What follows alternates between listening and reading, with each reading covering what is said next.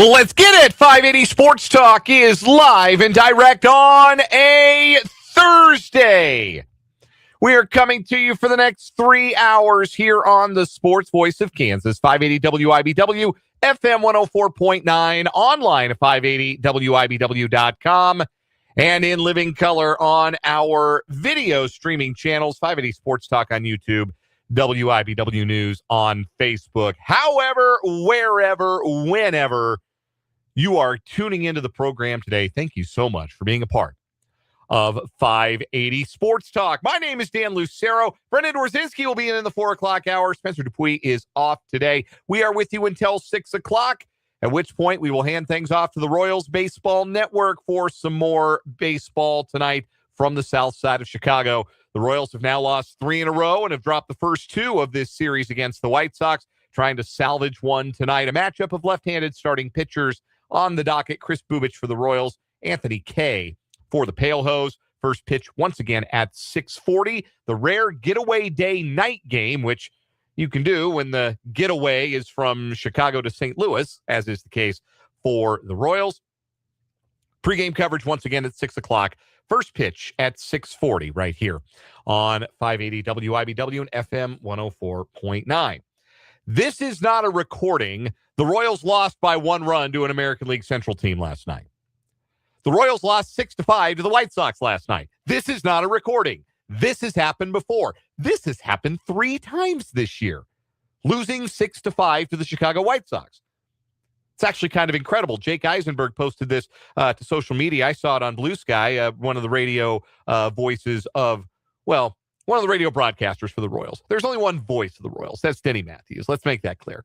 But one of the radio broadcasters, one of the broadcasters for the Royals, Jake Eisenberg, posted to his social media. I happened to see it on Jake's Blue Sky account, that Len Casper, who's the radio broadcaster for the White Sox, has pointed out that 6 meetings this year between the White Sox and the Royals have ended in either 2-0 final scores or 6-5 final scores. Isn't that something? White Sox won the first one 2-0. Then the Royals won the next 2-0. And then the last 3 have all been 6-5 White Sox wins. Kind of quirky. It would be a more fun fact if the Royals were on the right end of more of those games than the wrong end. But I don't know that we can call it a fun fact because, again, the Royals have now lost 3 straight overall. They have now lost 3 straight to the White Sox. They are in danger of being swept tonight in Chicago. They will, again, try to avoid that behind all-star lefty Kris Bubic. And, again, this is not a recording. The Royals lost 6-5 to the White Sox in Chicago last night because their starting pitching wasn't good enough and faltered in the 5th inning, and because the Royals came up small with runners in scoring position. The way we talk about last night's game is going to sound a lot like the way we talked about the game from the night before. But I did pick one thing out last night, and it wasn't hard to pick out because Seth Lugo, after the game, a little bit testy about the ABS challenges, and more specifically, what he perceived, I think, last night as Elias Diaz's lack of willingness to use an ABS challenge. And Lugo was grumpy about that. Lugo was probably grumpy about getting tagged for 5 runs and taking the loss and not pitching well for the 3rd time in his last 4 outings. But he made that point. And watching the games, like anecdotally, it's real easy, especially if you watch more of one team than any other. And that's, I would assume, the case for the majority of us. We watch more Royals baseball than we watch of any other team. Maybe you're listening out there and you dabble in the Royals, but maybe you're a Cardinals fan, Yankees fan, like whatever. But this would hold true, I think, no matter what team you watch on a regular basis. You probably don't feel like they challenge enough because you feel like on TV, you see that a call is clearly right or clearly wrong that doesn't get challenged. And you feel like, well, why didn't you challenge that? Because it's easier to see from the couch than it is from the perspective that even the catcher and the pitcher get sometimes. But anyway, are the Royals really too reticent to use the ABS challenge? The numbers say, not really. Maybe Seth Lugo is just being kind of grumpy. So we'll get into that a little bit later on. Also, more questionable managing from Matt Quatrero, questionable tactics.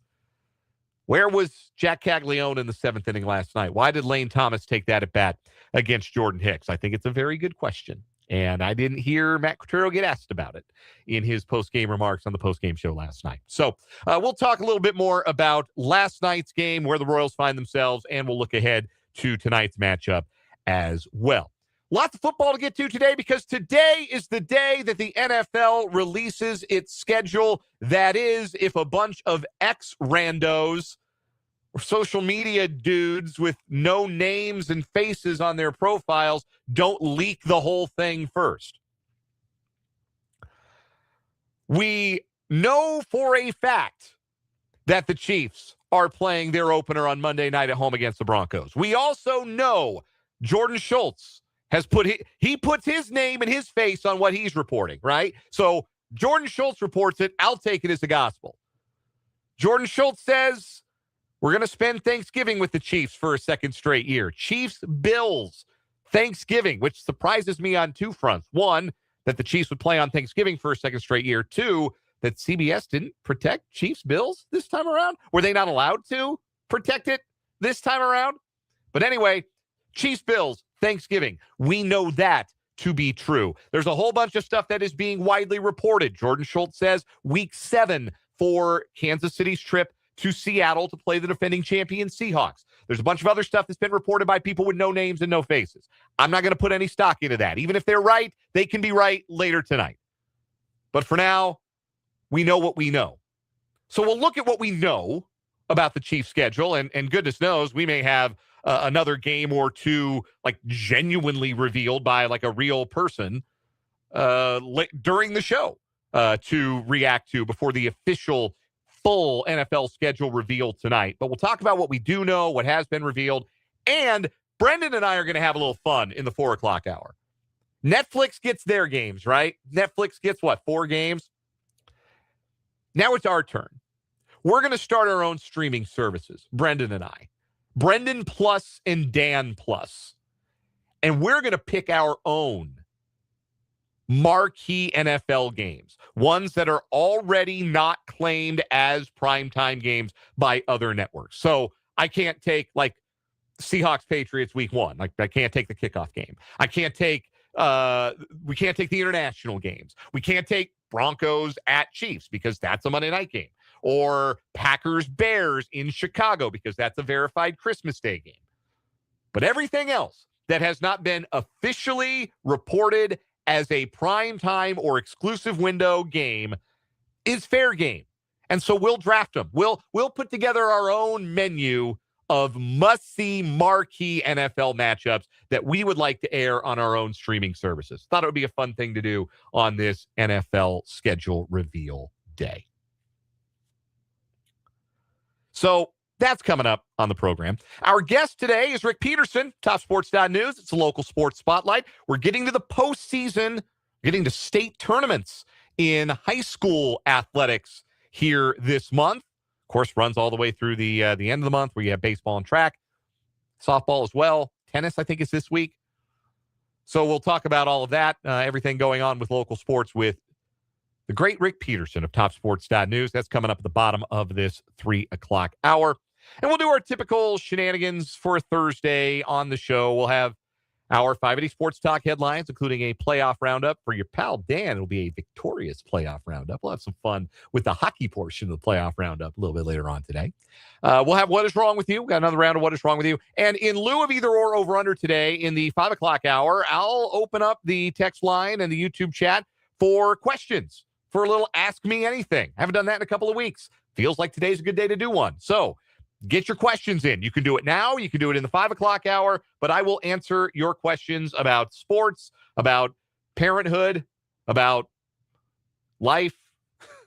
Ask me anything. That's the name of the segment. We'll do that. We'll have some fun with that in the 5 o'clock hour today. Text line is open, 785-272-9429, 785-272-9429. You can also interact with us in the live chat on our YouTube channel, 580 Sports Talk. 580 Sports Talk on YouTube. WIBW News on Facebook. We welcome those of you who join us in the chat during the live broadcast. of the NFL. Or the NFL. We are not broadcasting the NFL schedule release show tonight. We had an option to do that. Westwood One offered that, but we have the Royals instead. During the broadcast of our 580 Sports Talk program, we thank you, those of you who join us on YouTube. Mark B is in the chat. Steve Vance in the chat. Mark H. Chris is in the chat. Andrew is in the chat today. I think I said Vance. Paul is in. Good to see you. Our pal from Overbrook is in. Great to see you in the chat today. And enjoy all of you having made your way into the chat, growing the 580 Sports Talk community. Thanks for being a part of the conversation today. Again, 580 Sports Talk, the name of the YouTube channel. Go subscribe. Doesn't cost you anything but a click. White Sox 6, Royals 5. This is not a recording. This is not yesterday's show. White Sox 6, Royals 5 at Rate Field in Chicago last night.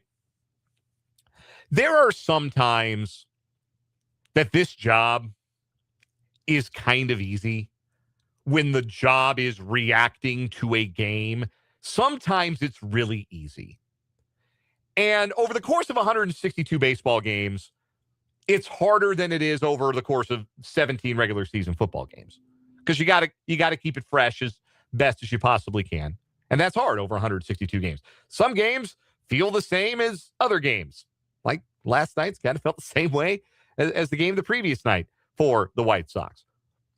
Blowout losses are easy to react to because something stunk, everything probably, and you get to pick it out and you get to complain about it. Close wins are really easy to react to from a sports talk perspective because there's a hero or two, and you get to point out what they did, how they did it, and have a good time with that. Everybody enjoys a close win in baseball.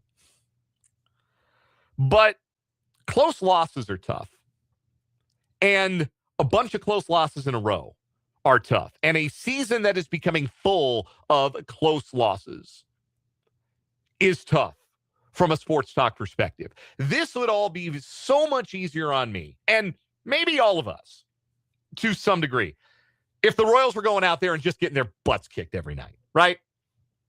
Like, if the Royals are going out there night in, night out, and they're losing like 8-2, 9-1, 6-0, like every single night, non-competitive, just getting drubbed, getting outclassed over and over again with no late inning ifs, ands, or buts to be found. This would be really, really easy because we could watch a team doing that and pretty easily be able to identify, oh, yeah, that's a bad team.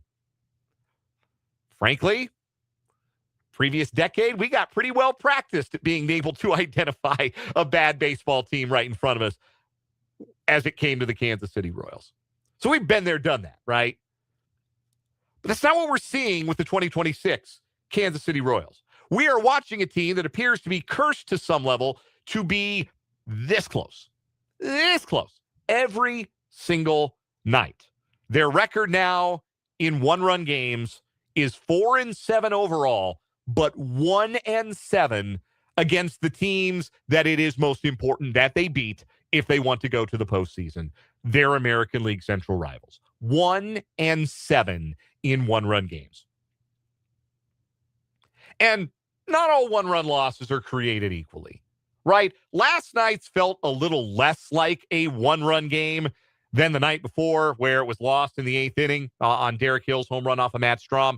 Last night, the Royals were down 6-3 with the ninth inning underway, and Bobby Witt Jr. hit a 2-out, 2-run home run to make it 6-5. And the Royals got the tying run to the plate, and Jack Caglione struck out. That was the ball game. So maybe to some degree, that game felt less like a one-run loss and more a little closer to one of those games where you just feel like, yeah, there wasn't really much of a chance to win this game. But end of the day, one-run loss is a one-run loss. And you can go back through a one-run loss and pick out a dozen things that could have gone one way or another that could have turned the ball game. And it keeps happening to the Royals. And when it keeps happening to the Royals, again, like I said yesterday, this is not a recording. Like I said on yesterday's program, usually one-run game performance levels out over the course of 162 games. usually, not always. It may not for the Royals. It might for the Royals. There's still a lot of baseball left to be played. Last year at this time, the Royals were comfortably inside the playoff field in the American League. At this time, on this day, May 14th of 2025, the Royals were comfortably in the playoff field. You know how last season finished out. So there's a lot left to happen and a lot of time for this one-run game performance to normalize. But again, how do you win a one-run game? Get a big hit with runners in scoring position and 2 out. Get a good starting pitching performance. That means you're less reliant on your bullpen. And the Royals have not been able to do those things to start this series. Starting pitching, almost second verse, same as the first. Seth Lugo following in Stephen Kolek's first footsteps. A little bit wild, completely inefficient, and then the wheels fall off in the 5th inning. Lugo giving up the 2-out, 2-run double to Jared Kelenic to break the 3-3 tie. You do wonder, watching the Royals, if the middle of the bullpen were a little more trustworthy, if this bullpen were deeper, if Matt Quatrero would have tried to go get his starter before the big swing that changed the game either night. It's fair to wonder that. Hindsight is 2020. Would you have rather had Daniel Lynch? Because probably Lynch would have been the primary left-handed option that early in the game. Pitching to Kelenic or a pinch hitter if Will Venable would have platooned in that spot, which he might have. Hindsight is 2020, right? That was the swing that broke the game open for the White Sox.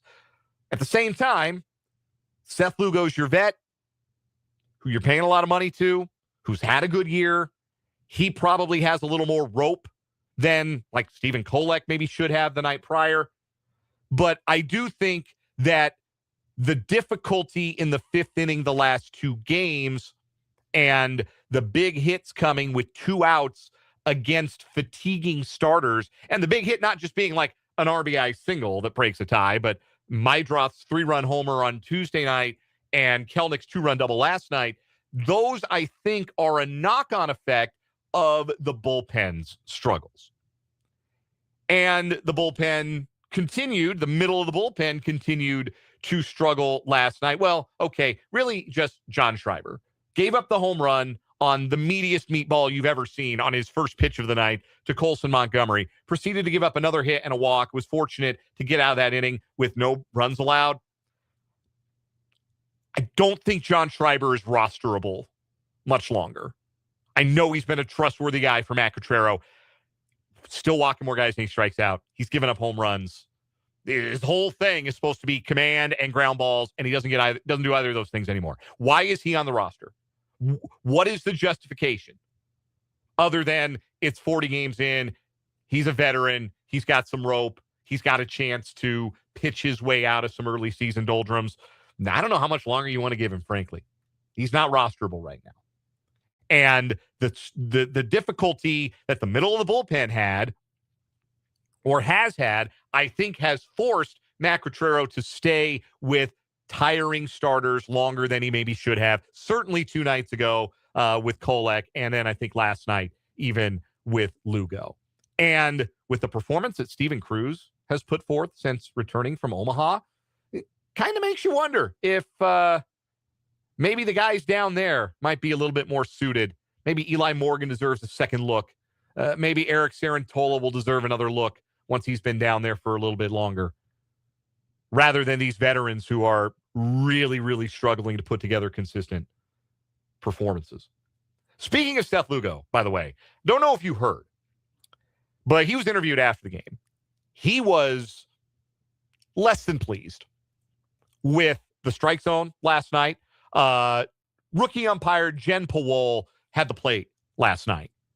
I don't know if that's how you pronounce her last name. I didn't catch it on the broadcast if they said it or if they said it differently, and I apologize if I'm getting it wrong.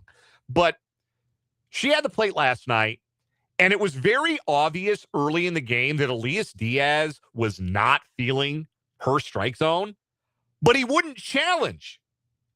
And I think it annoyed Seth Lugo. And look, pitchers have the right to challenge. Seth Lugo wants to challenge. He can do it. He didn't do it. But after the game, he was complaining about it, feeling like, it'd be, and I'm paraphrasing here, that it would be worth it sometimes, that the team has to be more willing to burn a challenge early, even if it's not successful, just to be a little bit more aggressive at challenging pitches, to, establish the strike zone a little bit, to be aggressive in those situations. So I went and looked at the numbers because, again, when you watch a team every day, you never feel like they challenge enough. Anytime you watch a game, I'm sure you see at least half a dozen pitches where you go, boy, hitter or the catcher should have challenged that. They would have won the challenge. You got challenged more often. Truth of it is, the Royals challenge quite a bit when they're in the field. 57 challenges on defense this year between Royals pitchers and catchers. That's the 7th most in baseball. Their win rate on those challenges is middle of the pack, 15th in baseball. They win 58% of those challenges. Interestingly enough, Royals hitters only have challenged 37 times this year, which is 20th most out of 30 teams. But they've got the 3rd best win rate of any team in baseball. They win. The Royals batters have won 59% of their challenges, and that's 3rd best among hitters. But in the play, or in the field, I should say, behind the plate or on the mound, the Royals have not been conservative about challenging. And they've been about average in getting them right. So Seth Lugo was frustrated after the game, and I didn't like Elias Diaz's body language, if we're being honest. I thought he should have probably used a challenge. Like, look, it's one thing to keep looking back over your shoulder and shaking your head and being grumpy about the strikes. Go ahead and challenge one. If you're so upset about it, tap your head, get the call right.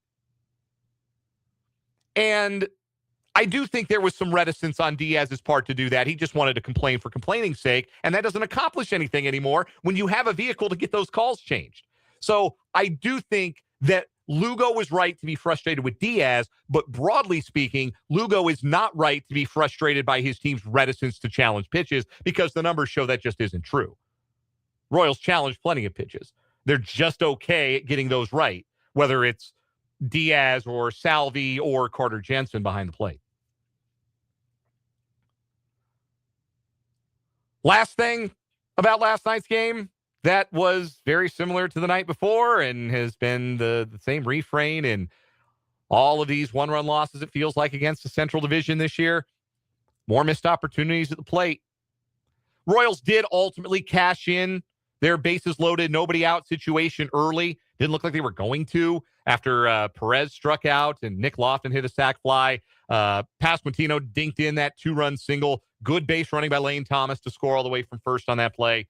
And they did cash in all of those runs at least. That would have been a disaster if they hadn't. But the 7th inning was the big moment, right? The 7th inning, the Royals are down 6-3 at that point, and they get first and second with nobody out for the top of the order against Jordan Hicks, who his entire career has not been able to find the strike zone. Great stuff. Cannot throw more than 2 strikes in a row.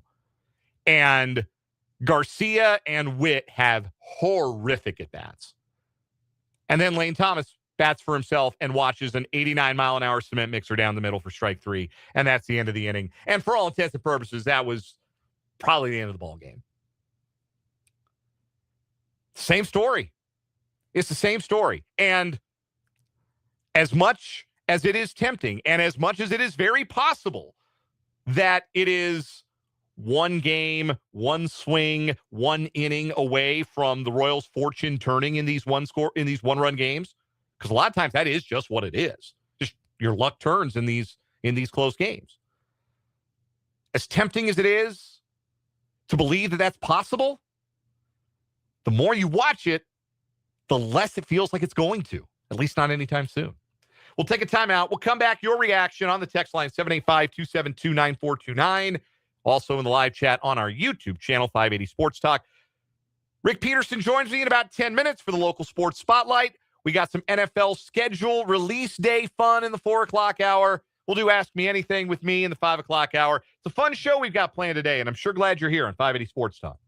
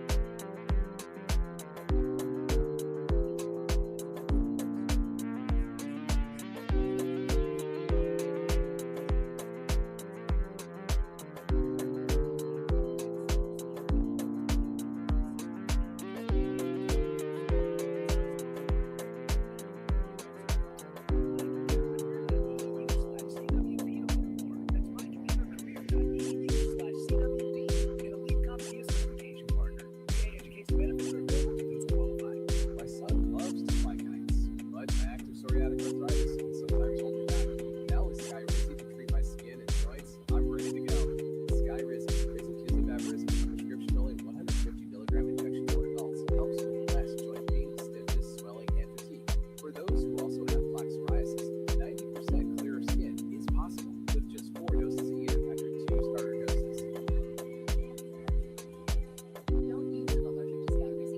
Serious allergic reactions and an increased risk of infections or affected may occur. Before treatment, your doctor should check for infection and tuberculosis. Tell your doctor if you have an infection or symptoms such as fever, sweats, chills, muscle aches, or cough, or if you plan to or recently received a vaccine. With Skyrizi, there's nothing like clearer skin and better movement, and that means everything. Ask your doctor about Skyrizi today and visit skyrizi.com or call 1-866-SKYRIZI to learn more. WIPW Topeka.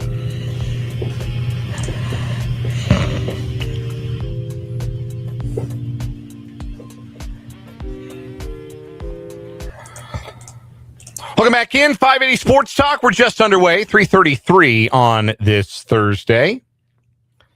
Some more reaction to that Royals loss to the White Sox from last night. Text from the 785. Royals are just an average team, and they'll end up with an average record. It's about how they feel right now. Because here's the other thing about being in a bunch of one-score games, which the Royals have been, is that what it reveals is that you don't have enough talent to win multi-run games, right? Like you're not in enough scenarios where you're multiple runs better than the other team. And you're always in these close games, and you kind of do leave things up to the luck of a bounce or the luck of a ground ball with eyes or a bleeder that falls in.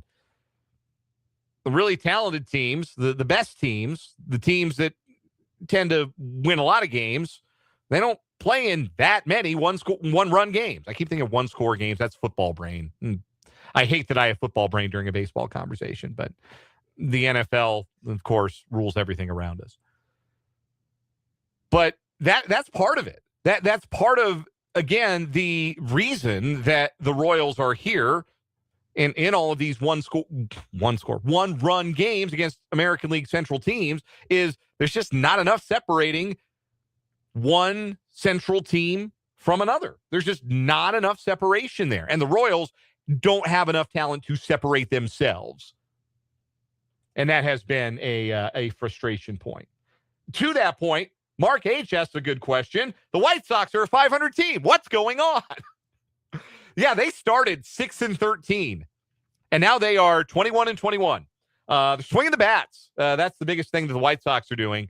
Montgomery, the shortstop, looks like a star. Murakami hasn't done much in this series, but he's hitting the ball over the fence like crazy. They don't have a ton of lineup depth, but they've got like a good top of the order that's making things happen. And the other thing that is happening that is in contrast to what the Royals have to offer right now, their bullpen looks good.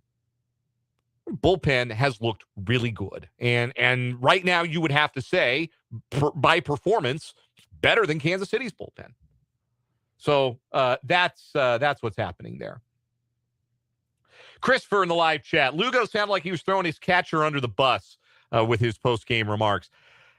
It was definitely, I think, frustration. Like, to the best of my knowledge, it was frustration directed at Elias Diaz, who he's been with the team for 10 minutes. It was also frustration based on the fact that he's not been very good. Like, his last 4 starts, I think his ERA is over 7. So Lugo hasn't been very good. So it's his own frustration that he's turning outward. What I cannot speak to is if there's sort of an organizational edict. If the Royals are telling their guys, hey, don't burn ABS challenges early in games. We want to save those for the 7th inning, the 8th inning, the 9th inning. Quatrero said after the game, we want to use them in leverage, which makes sense. Like, you don't want to challenge like the 1-0 pitch with 2 out and nobody on in the 2nd inning, right? You don't necessarily want to challenge that. You do want to be smart with how you use your challenges. But also, if you think you're going to win it, go ahead and use it. You get 2. If you think you're going to win one early in the game that could flipping it back, go ahead and use it. If you feel good about it, use it. The players should feel empowered to use those challenges. Maybe even Seth Lugo should feel empowered to challenge if he wants to. But yeah, either way, I didn't think that was very good form from Lugo last night. I respect he's a competitor. I understand that he's frustrated, but I didn't think that was real good for him. A counterpoint to our earlier text, different text from the 785. I disagree with the thought that this is an average team. The talent is there. The bottom line is that they're underperforming. And look, the record in one-score games I did it again. The record in one-run games is probably going to swing back in their favor. That's typically a pendulum that swings. And I do think that, so with the loss last night, the Royals dropped further back. They're at about a 70-odd win pace right now. They were at a 75 win pace earlier this week. I'll do the quick, maybe I'll do the quick math. I'm not much with back of the napkin, long division and multiplication. But right now, the Royals are playing at a 72 win pace. I would agree that they are more talented than a 72 win team. I would agree with that. But if you're going to be better than that, you got to start winning some 6-5 games. You got to start winning those 7-6. And that's a lot easier said than done. Go find a way to win. Baseball is not an impose your will sport like football is or hockey is or even basketball is. Baseball's different. But whatever the nature of the beast is, you got to go win some ball games. You got to go drive in that run from third. First and third, nobody out, top of the order. You got to get a run. Even if you don't get them both and tie the game or don't get within one run right there, you got to make the comeback easier at that point. You got to keep that rally going. We'll take a break. We're overdue for one. Rick Peterson of TopSports.News joins the show when we come back for the local sports spotlight here on 580 Sports Talk.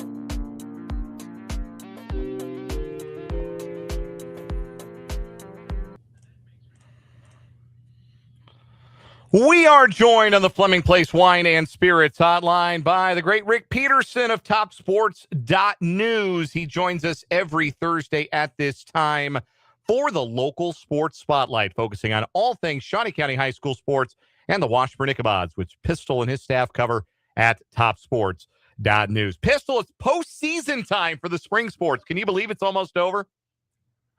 Well, yeah, we're in that really, really heavy time, and then and within a couple of weeks, we'll be off to summer. Off to summer indeed. The postseason, the state tournament events begin with state tennis. That is state boys tennis tomorrow and Saturday. What is the city outlook for boys state tennis, and which players, which teams have the best chance to bring home some hardware this year? Well, we're going to have a lot of representatives. Seaman qualified their own whole team. Washburn Rural qualified 5 of 6. Hayden qualified 5 of 6. Topeka West has a very good doubles team. Let's see, Care Paravel qualified 4. So it's going to be a lot of chances. But Drew Fay, Care Paravel singles. He's seeded 3rd in 3A, 1A. He was 2nd last year in doubles. Collegiate's got a couple of very, very, very good players. You don't say. Yeah, but I think Drew will definitely have a great chance at a top 3, top 4, and then Dylan Willingham and Kel Deitcher of Washburn Rural are seeded number 5 in doubles, and they kind of lead that group. So we'll see. You always know a lot more about after Friday. The whole key is getting to Saturday. And if you get to Saturday, you're going to get a state medal, and you got your chance. There have been obviously some great individual and doubles teams in recent memory in the city, and some state championship winning teams in recent memory. But is this as much depth of quality as you can remember in boys tennis in the area for some time? Because as you walk through that, a lot of teams sending decent sized contingents to the state tournament. Is this as deep as you remember it being in a while? Well, it's good depth for sure. We've had great success and great, Seaman, for example, sending all 6 for the 2nd straight year. Washburn Rural is always, there with numbers. Hayden's usually always there with numbers, but it is very deep. Rick Peterson of TopSports.News joining us here for the local sports spotlight on 580 Sports Talk. Also coming up early on next week, you've got boys sub-state golf getting ready for the boys state tournaments May 26th through the 27th. What does the golf scene in the city look like this year? Who are going to be some of the players and teams to watch that try and qualify for those state tournaments next Monday and Tuesday? Well, we may not be as strong overall as we've been, but again, there's some that's going to give themselves a chance at regionals. Hey, Jack Donovan at Rossville is very, very good and got a real chance to get a medal. Washburn Rural's pretty well balanced, and I think Seaman's got a couple players, Height's got a couple players, so we'll again, like I talk about tennis, the whole goal is to get there and give yourself a chance and get through regional sub-state, and then hey, especially with it's 2 days now, but especially with only 2 rounds, anything can happen. Girls regional soccer also fires up next week. I want to ask you about the Hayden girls who made a run to the state championship game last year. They beat Bishop Miege earlier this season. They have had a terrific season top to bottom under Coach Klaus Kreutzer. Is this a better Hayden team than the one from last season? And is this maybe one of their best ever? I think you have to say yes. I mean, I think in my mind, they're the favorites. I mean, they go and they prove they can beat Miege. They beat them 5-0 early. They beat Washburn Rural, which is, coming off a state championship team. I think so. I think if they play like they have all year, they're definitely the team to beat. They played a wild one last week against Seaman, a game that Hayden ended up winning 5-3. That's Seaman's only loss of the year. They just wrapped up at least a share of their UKC, the conference championship in their league. Just how good is that Seaman bunch? Those girls, what is their outlook potentially in 5A this year? Well, they're very, very good, and they had Hayden on the ropes. That just shows you how good Hayden is. Hayden's down 3-1 at half and comes back and wins at 5-3. But, that could be good for Seaman. I mean, they played a very, very good team and showed that they can play with them. 5A's good. It's going to, they're really going to have to play well. But, hey, winning begets winning. And to go through this whole season with 1 loss, 2 ties, that says a lot. Rick Peterson of TopSports.News is with us here on 580 Sports Talk. This is the local sports spotlight. We take the time every week to shine the spotlight on Shawnee County High School sports and the Washburn Ichabods with Pistol right here on 580 Sports Talk. Softball regionals are May 18th through the 21st, and you saw last week, in fact, a week ago today, a rollicking doubleheader between Topeka High and Hayden. First of all, how much fun was that? Those games going back and forth between those two Centennial League rivals. Yeah, it was kind of the battle of the long ball, and it was very entertaining. Very entertaining. I'm not sure how much coaches enjoy that. So Hayden gets up 6-2 in the first game and gets beat. And Topeka High gets up 8-1 in the second game and gets beat. So, like I said, I don't know how much the coaches enjoyed it, but from a spectator's standpoint, it was great softball. Who were the individual performers that stood out the most to you in that doubleheader between two very good Centennial League teams, both of whom I think have a chance to make some noise and reach state in their respective classes? They do. There was a lot of them. For Topeka High, Candace Dawson really played well, and Campbell Dawson, really played well and hit a game-tying home run in the first game. And then for Hayden, Blakely Waller played very well, and they really hit the ball well. And that's the key. I mean, if you don't have the Nigel Kennedy or something that's going to hold the team down, you got to be able to hit the ball, and both those teams can. A couple more questions for Rick Peterson of TopSports.News, joining us for the local sports spotlight here on 580 Sports Talk. Regional track is next Thursday and Friday. Am I to conclude correctly that means league track is this week? We got UKC tonight and Centennial League tomorrow. Both of them on the road, unfortunately. UKC's at Turner in Kansas City, and then Centennial League's at Junction City. But then for you track fans, we got a really good 6A regional at Washburn Rural next week, and a good 5A regional right there at Hummer. So if you're missing out this week, you can see them next week. We know Washburn Rural's had a really good crop, particularly on the boys' side the last couple of years. Who have you got your eye on for the Junior Blues this season that can make some noise in 6A? Well, they've been dealing with a little bit of injuries. State champion, multi-time state champions, Liam Morrison and Drayden Chincharon are coming off hamstring injuries, but they have high hopes that they get them back for regionals. Hartman Babb is very good. He a very good sprinter hurdler. They on the girls' side, you've got the runner-up from last year in the 6A javelin, Morgan Ray, and then Washburn Rural is always good in a distance race. Again, this year, Brooks Kehoe on the boys' side, Emily Graff on the girls' side, lead a deep, talented group.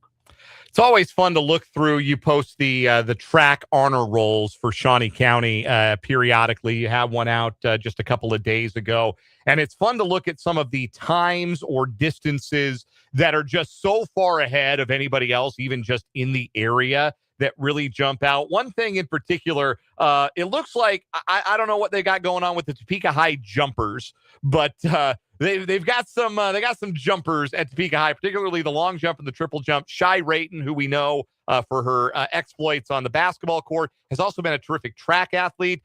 Season best of 17 feet, 11 and a half inches in the long jump. She got 18 feet in her this year? Well, I don't know. I haven't seen her in a while.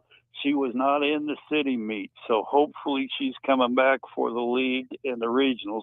You know, some of those athletes are multi-sport people that also play club sports during this time of year, so they kind of gotta fit everything in. Another just outstanding, we'd be remiss if we didn't mention him, Brody Anderson of Seaman. He broke the city meet record in the 800 last week with 153 and change. And he's just really good in whatever they put him in from the 800 on up. Yeah, he looks to be one of the distance runners to watch statewide, citywide, no doubt, as the track season winds to a close. We'll have plenty more to discuss with Rick Peterson on next week's Local Sports Spotlight. He joins us every Thursday at this time to give us a lowdown on Shawnee County High School sports and the Washburn Ichabods. And, of course, he does the best job covering them for TopSports.News. Pistol, it's always a pleasure. We'll do it again next week. Look forward to it. That is Rick Peterson. We'll take a timeout, come back, and put a wrap on this opening hour on this Thursday at 580 Sports Talk.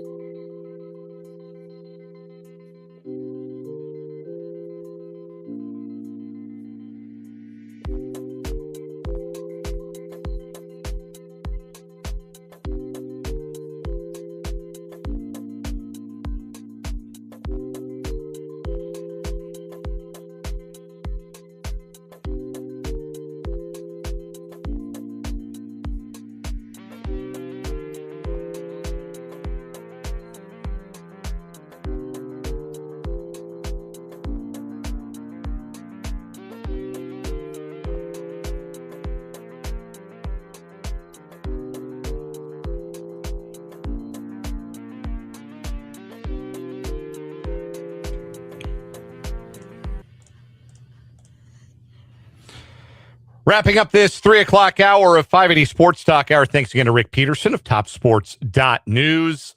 If you're not going and reading TopSports.News every day, you ought to be, if you're here in Shawnee County, keeping track of the developments on the high school fields of play as the spring sports season and indeed the school year winds to a close.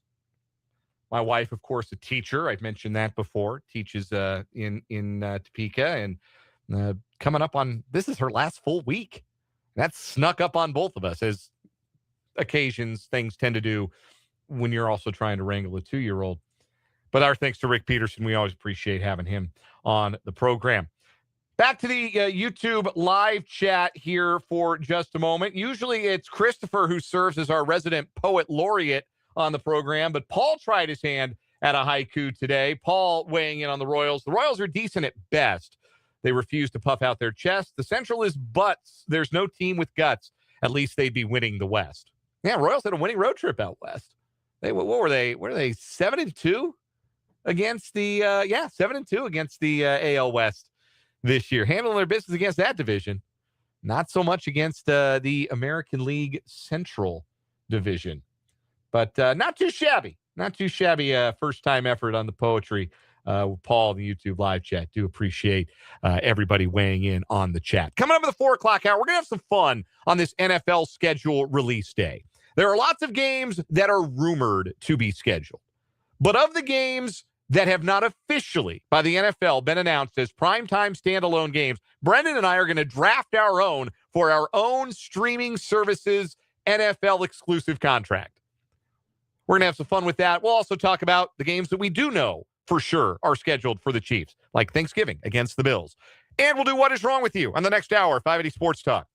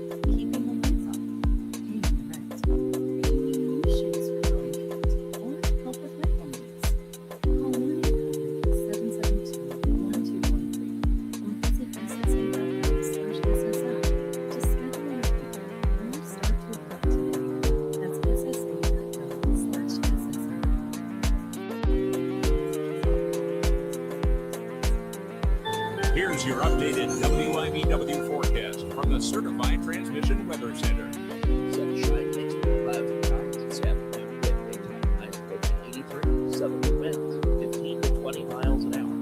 Mainly cloudy skies expected tonight. Slight chance of thunderstorms. Low getting down to around 66. At 43, 59 degrees. Tomorrow, sunshine mixed with clouds at times.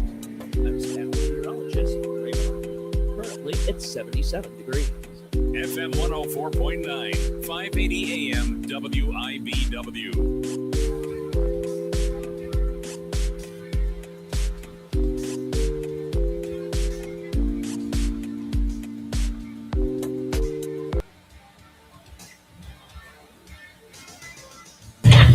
Let's get it. Hour number 2, 580 Sports Talk. On this Thursday on the Sports Voice of Kansas, 580 WIBW, FM 104.9, online at 580WIBW.com, and on our streaming video channels, 580 Sports Talk on YouTube, WIBW News on Facebook. I am Dan Lucero. Brendan Dworzinski is here. What's up, man? What's up? Good to be here. How's your Thursday? It's all right. I'm here. I'm alive. Woke up this morning. So what are you doing to commemorate NFL schedule release day? Going right to @Chargers on Twitter to see what they cooked up. And also looking at which Packers games will be the most affordable, and then realizing this is still too much money. I will not be attending this year. Next time they come to Arrowhead, I'll be there. Fair enough. Tell you that much. Fair enough. You know, it's always tough. Like, oh man, I would love for them to be in a city that's drivable.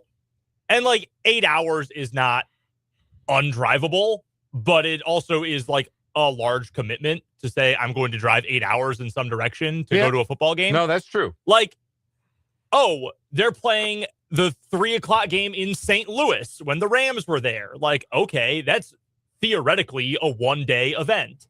Like, oh, they're playing the Cowboys. No, that's like a 3-day excursion. So that's not my favorite thing in the world. Andrew in the live chat on our YouTube channel, 580 Sports Talk, wonders that as an owner, have you already been made privy to the Packers schedule or the rest of the NFL schedule? So I actually request when I have my regular meetings with the social team and with the people in the know, I actually request that they keep me in the dark about this. That's what Jim Ross and Jerry Lawler used to do during the Attitude Era. They would tell the wrestlers and Vince McMahon, don't tell us because we want it to sound authentic when, you know, Stone Cold would come out and hit The Rock with a chair so Foley could win the title. They didn't want, actually, Jim Ross wasn't there for that. Anyway, beside the point, that was Michael Cole. I same thing. Like, I want to be surprised. I actually, Ben Solak of ESPN put that on it was Twitter or Blue Sky yesterday, it was one of the two, was like, please no one spoil the schedule for me. I want to turn on my TV every single day come football season and be surprised what games are on. Right.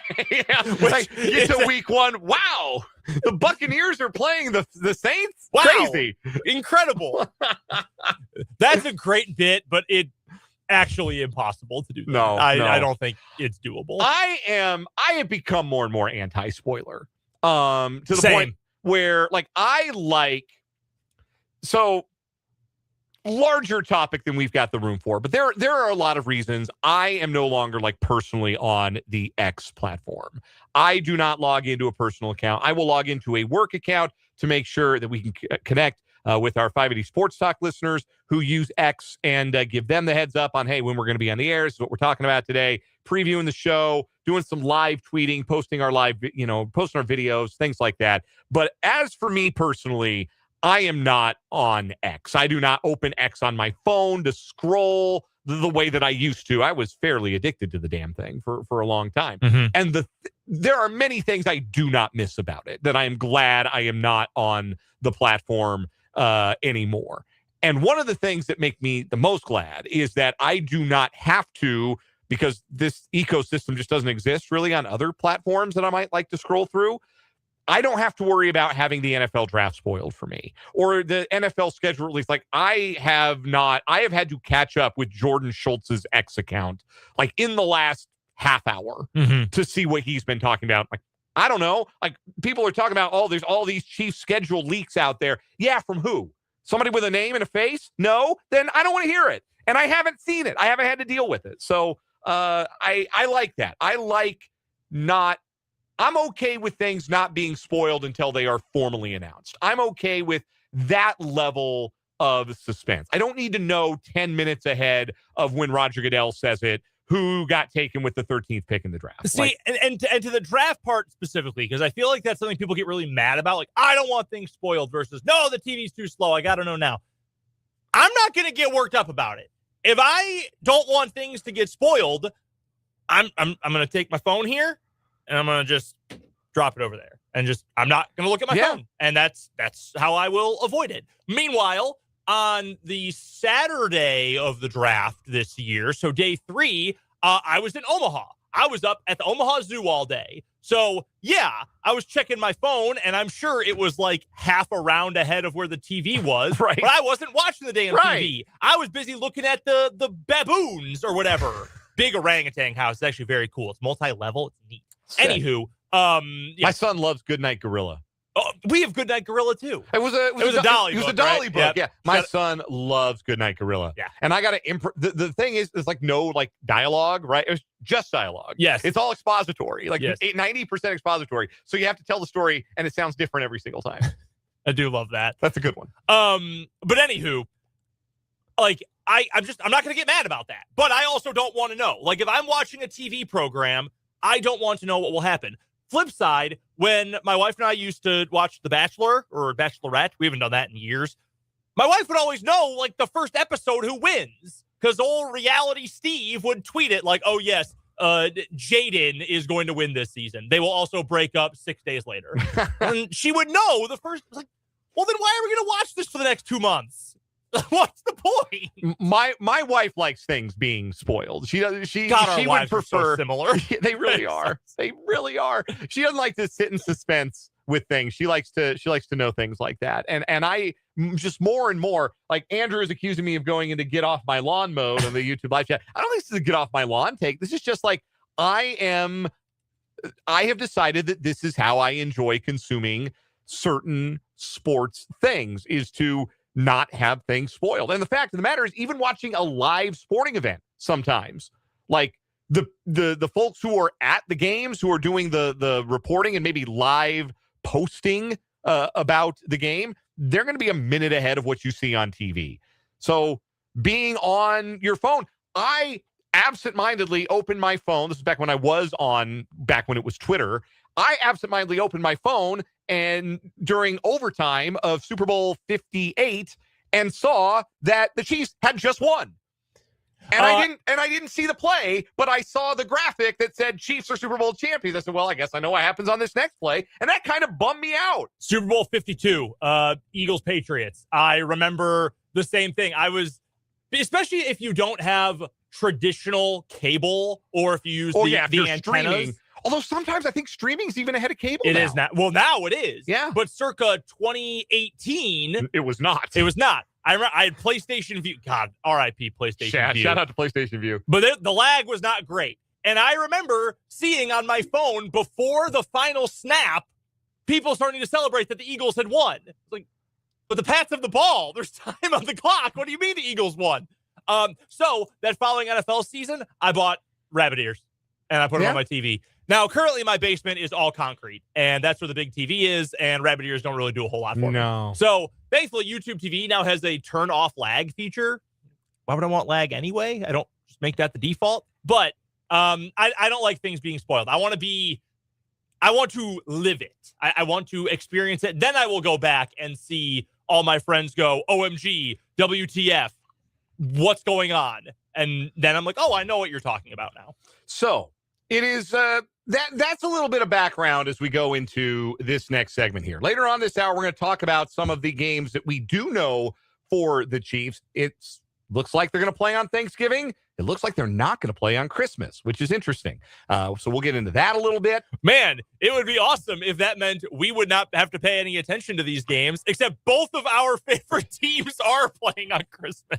That's what the rumors say. So we'll get into that a little bit with the with the Chiefs schedule. We've also got another round of What Is Wrong With You coming up later on this hour. We want to hear from you. The text line is open, 785-272-9429. You can also interact with us, as we mentioned, in the live chat on our YouTube channel, 580 Sports Talk. But we're going to begin. This is the conceit. Netflix paid what, $300 million to get 4 NFL games this coming year, plus apparently the NFL honors. They're going to broadcast the awards this year. Who is going to watch that on Netflix? They've got the Christmas games. They got the Christmas doubleheader. They're getting a Week 18 game, and they are getting Thanksgiving Eve. The NFL invented a holiday. Doug, according to the rumors, the Packers have to play on Netflix twice. I'm so mad. It's a lot of like that. I will get mad. That's about. a lot of like 7-man broadcast booths and stuff, and although it might also mean Kay Adams. Might also mean table. Kay Adams. Okay, You win. Yep, you win some, you lose some. Well. Anyhow, so Netflix has had their turn, and now Brendan and I have ours. We are starting our own streaming services. Dan Plus, Brendan Extra. We are starting Brendan Premium and Dan Plus. That's what we're going to call it. And we are getting our own NFL game packages of the games that we are most interested to see for this coming NFL season. So these are the rules. Number 1, it cannot be a game that has been confirmed to be a primetime or standalone game to this moment. So international games are out. Week 1 primetime games that have been announced are out. Any other primetime game that has been announced by an actual source, not Gary the sports hamster or whatever it is you all are following on X, who's leaking the schedule at NFL Dork 69, trying to leak, week 12, Jets, Dolphins, I'm cool. Like, not counting that, games that have been confirmed to be standalone or primetime games are out. So neither of us can draft Chiefs versus Broncos at Arrowhead Stadium because that's week 1's Monday night game. Mm-hmm. So those games are all out. Also, we cannot take the same team more than once. So only one Chiefs game, for example. Netflix apparently is special. They get the Packers twice. They want the cheeseheads. They want the audience. I get it. Take it up with them at your next owners meeting. I will. Oh, I will. So we're each going to draft 5 games. We each get a 5-game package because we're better than Netflix. They offered Dan Plus the NFL honors or the Pro Bowl. And I said, nah, give me an extra regular season game instead. So we each get to draft 5 NFL matchups we're excited to watch this coming season that have not already been spoken for by the networks or the streamers. Brendan, I'm going to be generous. I'm going to give you the first overall pick. Are we snaking? Yes, we are. We're snaking. You get 1, I get 2, you get 2. Okay. Well, with that in mind, hard to go wrong with a lot of these matchups, although I did intentionally put one disgusting one on my board. We'll see if we get to that in round 5. So I will go then with, I'm going to go with a rematch of what I think was one of the best NFL games of last season. I'm going to go with the Los Angeles Rams at the Philadelphia Eagles. Remember how that game ended last season? On a block. Remember, buddy, I had money on that game. Yeah, me too. I had a financial interest that went up in smoke when Jordan Davis took that block field goal back for a touchdown. Yeah, that game was great, though. That was an awesome game. You're talking about 2 legit Super Bowl contenders. It'll be in Philly, so the crowd is going to be a part of that game as well. Hard to beat it. I mean, that's 2 of your 3 best teams in the NFC right there. Eagles still 3rd, probably, behind the Rams and Seahawks? I would say so. Yeah. Then, that would be my assumption. Yeah. I mean, the North's going to be crazy, but those 2 are legit Super Bowl contenders. I'm going to go Rams, Eagles. Hard to beat that one. All right. Then I am going to take 2 games that I'm going to check. I'm going to check the big boxes right off the bat here. I'm going to take Kansas City's trip to SoFi Stadium to play the Rams. Okay. I'm gonna go with Chiefs Rams, Mahomes versus Stafford. Mm-hmm. Stadium will be full of Chiefs fans, of course.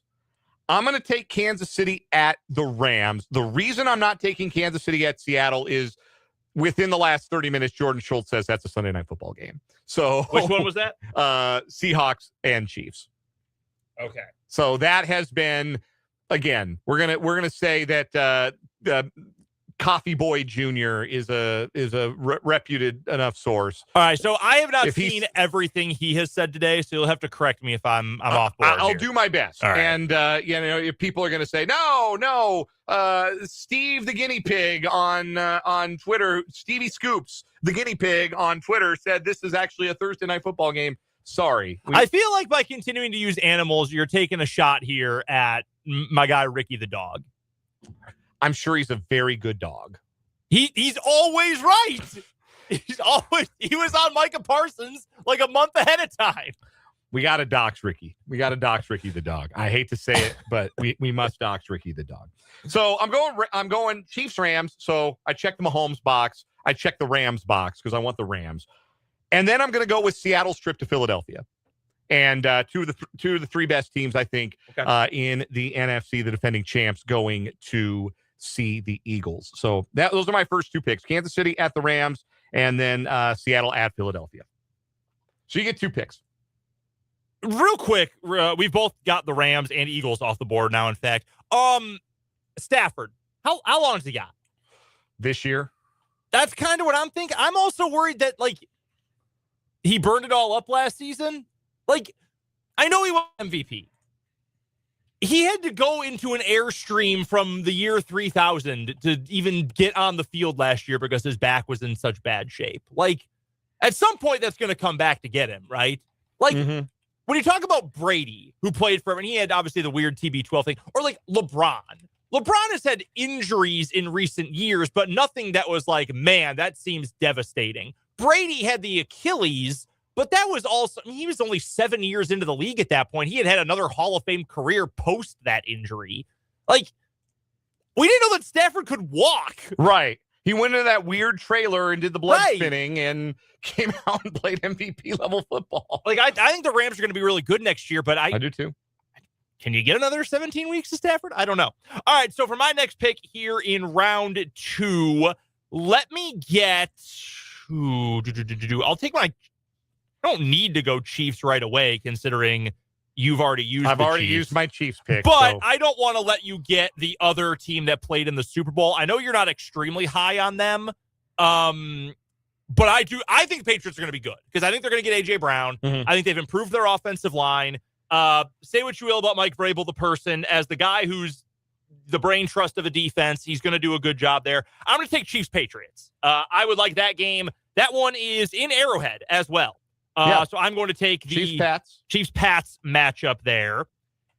And then I don't want you to, I feel kind of dumb taking this, eliminating both of these teams with the same game, but I'm going to. I'm going to take the team I own. I'm going to take Packers at Bears. Packers at Bears. I mean, Lambeau's going to be great when they play there, obviously.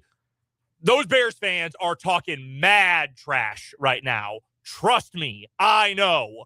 Soldier Field is going to be turned up for that game. We're probably running out of Bears-Packers games at Soldier Field as it is because they're going to build some new cookie-cutter giant, please give us the Super Bowl stadium. But those games last year were all great. They were all one-score games, all literally came down to the last play. That should be phenomenal again. I think both those two teams are going to be very good again, although the Bears can't rush the passer. So did you say Bears-Packers Lambeau? No, Soldier Field. Okay, that one might be Christmas. Okay, we'll flip it around then. Okay, I'll take the one at Lambeau. That's yeah, Jordan Schultz, again. I knew one of them was going to be Christmas. I didn't remember which one it was. The only schedule leaker I recognize because he's the only one who put his face and name on stuff. He's the only one who threatened to fight Ian Rappaport. He is the only one who threatened to squab it out with Ian Rappaport. God, we need to see that. We need to see that so bad. Get Jay Glazer to train both of them. Oh, yeah. Man, I wouldn't pay for it, but maybe Netflix would. Maybe Netflix put that on at the NFL Honors. That would be the only way I would watch the NFL Honors. Oh, yeah, I'd watch. But Jordan Schultz says that's going to be one of the Christmas Day games. All right, give me the Lambeau in version. Chicago. Yeah. So you get the Lambeau version. So, again, the rules of this, to clarify for a texter from 785, we can't take the same team more than once, but we can each have one game with the same team. Right. We can each get a Chiefs game, but I can't get two Chiefs games. Right. So we continue with our draft. So I've got the next two. All right. Who's your third round pick? Okay, so I'm going to take the AFC Championship game rematch, Denver at New England. just because it's the AFC Championship game rematch. Ideally, you've got a healthy Bo Nix for this. And I'm tired of Bronco fans saying that if Bo Nix had played in that game, they would have won by 2 touchdowns. So, all right, let's see how it really looks. Let's see how it looks in good weather. Let's see how that the defense fares against Drake May and maybe a functional offensive line in New England. Sure. So I'll go with Denver at New England. And I'm going to go with one I think will be really fun. Again, the best matchups, it's all about quarterbacks, right? Like, you got to get good quarterback matchups. Right. And I think a really fun quarterback matchup at a brand new venue this year, I'll go Chicago at Buffalo. That's a good one. I'll go with Bears at Bills as my 4th standalone game. Yeah, that's a good one. Yeah, I had that one on my list. I also had Bears Seahawks on my list because that is like, and apparently that's not going to be the opener, which I think I really thought it would be. I was convinced. And I saw somebody had a theory on social media that putting the Patriots against the Seahawks in the season opening game so they can get the crap kicked out of them again, which is what is going to happen, to be clear, is the league shaming Mike Vrabel for his off-field peccadillos this season. Like, they can't do anything to him. He didn't run afoul of the personal conduct policy. He just, kind of acted a little bit skeevily. Maybe was unfaithful to his, almost certainly unfaithful to his wife. Yeah. And the NFL is going to make, it's the equivalent of making a kid smoke the whole carton of cigarettes if you catch him with one. Like, this is what they're going to do to Mike Vrabel. They're like, all right, this is your punishment. The nightmare you lived in February, you have to go live it again in Seattle. That's very funny. In front of everybody. By the way, I don't know what narc asked the league this, but the NFL is not reviewing the schedule preview videos to see if there's Vrabel Rossini content. So teams have been told, just use your judgment. So we'll see. Who asked that? Come on. That's like asking the teacher, didn't you forget to assign homework? I know who didn't ask. Whoever making the Chargers. They better not. They're letting it fly. I saw someone say that they've got a legacy game coming up tonight. Like, if they don't make fun of it, it's really over for them. This video of like Kobe and Shaq warming up before that Kobe Shaq reel. Like, that's the Chargers social team before they release. This is literally the Chargers Super Bowl. All right, so you got 2 more games to add to Brendan Premium for your NFL 2026 schedule package. So I've already used the Chiefs, the Rams, the Eagles, the Pats, the Bears, the Packers. Could go with a Seahawk game. I don't have any of those yet. I am going to go with a game that has been high scoring, though, year after year. And I don't know if any of these have been reportedly put in primetime yet. Give me Bengals-Ravens. Did you know the Ravens are tied for, I believe, the 2nd or 3rd best Super Bowl odds right now? Mm-hmm. Like, I like Jesse Minter. I think they're going to be good. I think the Bengals are going to be good, too. People sort of forget the Bengals' offensive line was actually pretty good last year. Like, Burrow doesn't really, and you know how I feel about Joe Burrow. He doesn't really have excuses at this point. Like, they've spent on the defense. They've spent on the offensive line. I think they're going to be good. I think the Ravens are going to be good. I think that's going to be a high-scoring game. That's 2 teams that we don't have on the board yet. So I'm going to go with Bengals-Ravens. And again, those games are high-scoring every year.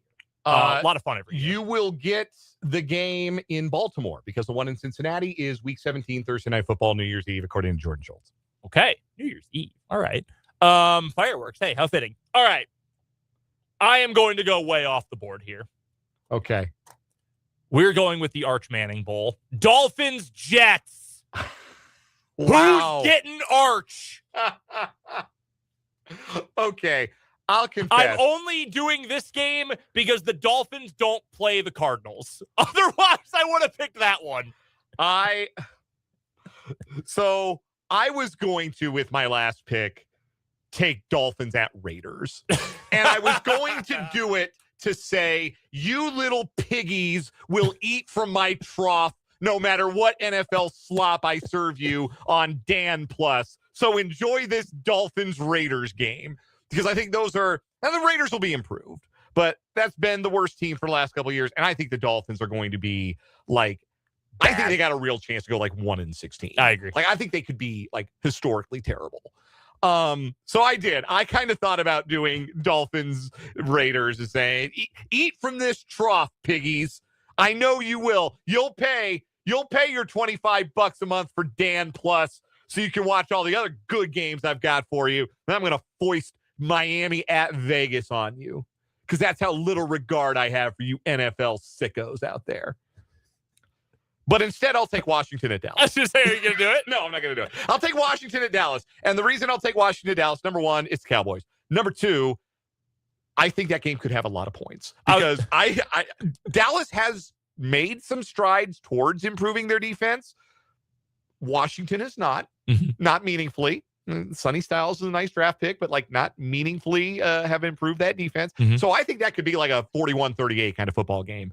Dak Prescott and Jaden Daniels usually bring the goods. Like, I think that would be a fun football game, good rivalry, good crowd. I'll take the version of it in Dallas and see if we get some fireworks between two historic rivals in the NFC East. To quote Chris Berman from the greatest segment of NFL primetime ever, we need more points. Be a lot of points in that one for sure. Yeah. Okay, so I've got Rams, Eagles, Chiefs, Patriots, Packers, Bears, Bengals, Ravens, Dolphins, Jets. I have Chiefs at Rams, Seahawks at Eagles, Bears at Bills, Broncos at Patriots, Commanders at Cowboys. All right, you probably win because I went with the Arch Manning Bowl. But the sickos are going to watch that one. I have a good feeling. Real quick, what other programming do you have on Dan Plus? What other programming do we have on Dan Plus? The Rocky and Bullwinkle archive. Wow. Every episode of Coach. Craig T. Nelson.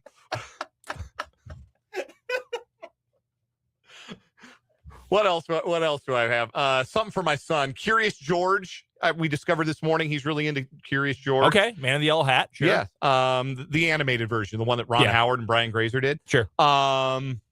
Yeah. So lots of like cartoons and every like short-lived sports television show. First and 10, Playmakers. We got Playmakers.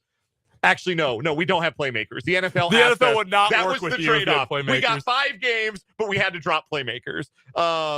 Necessary Roughness starring Scott Bakula. We have a whole selection of Scott Bakula movies. Of course. Everything Bakula was in.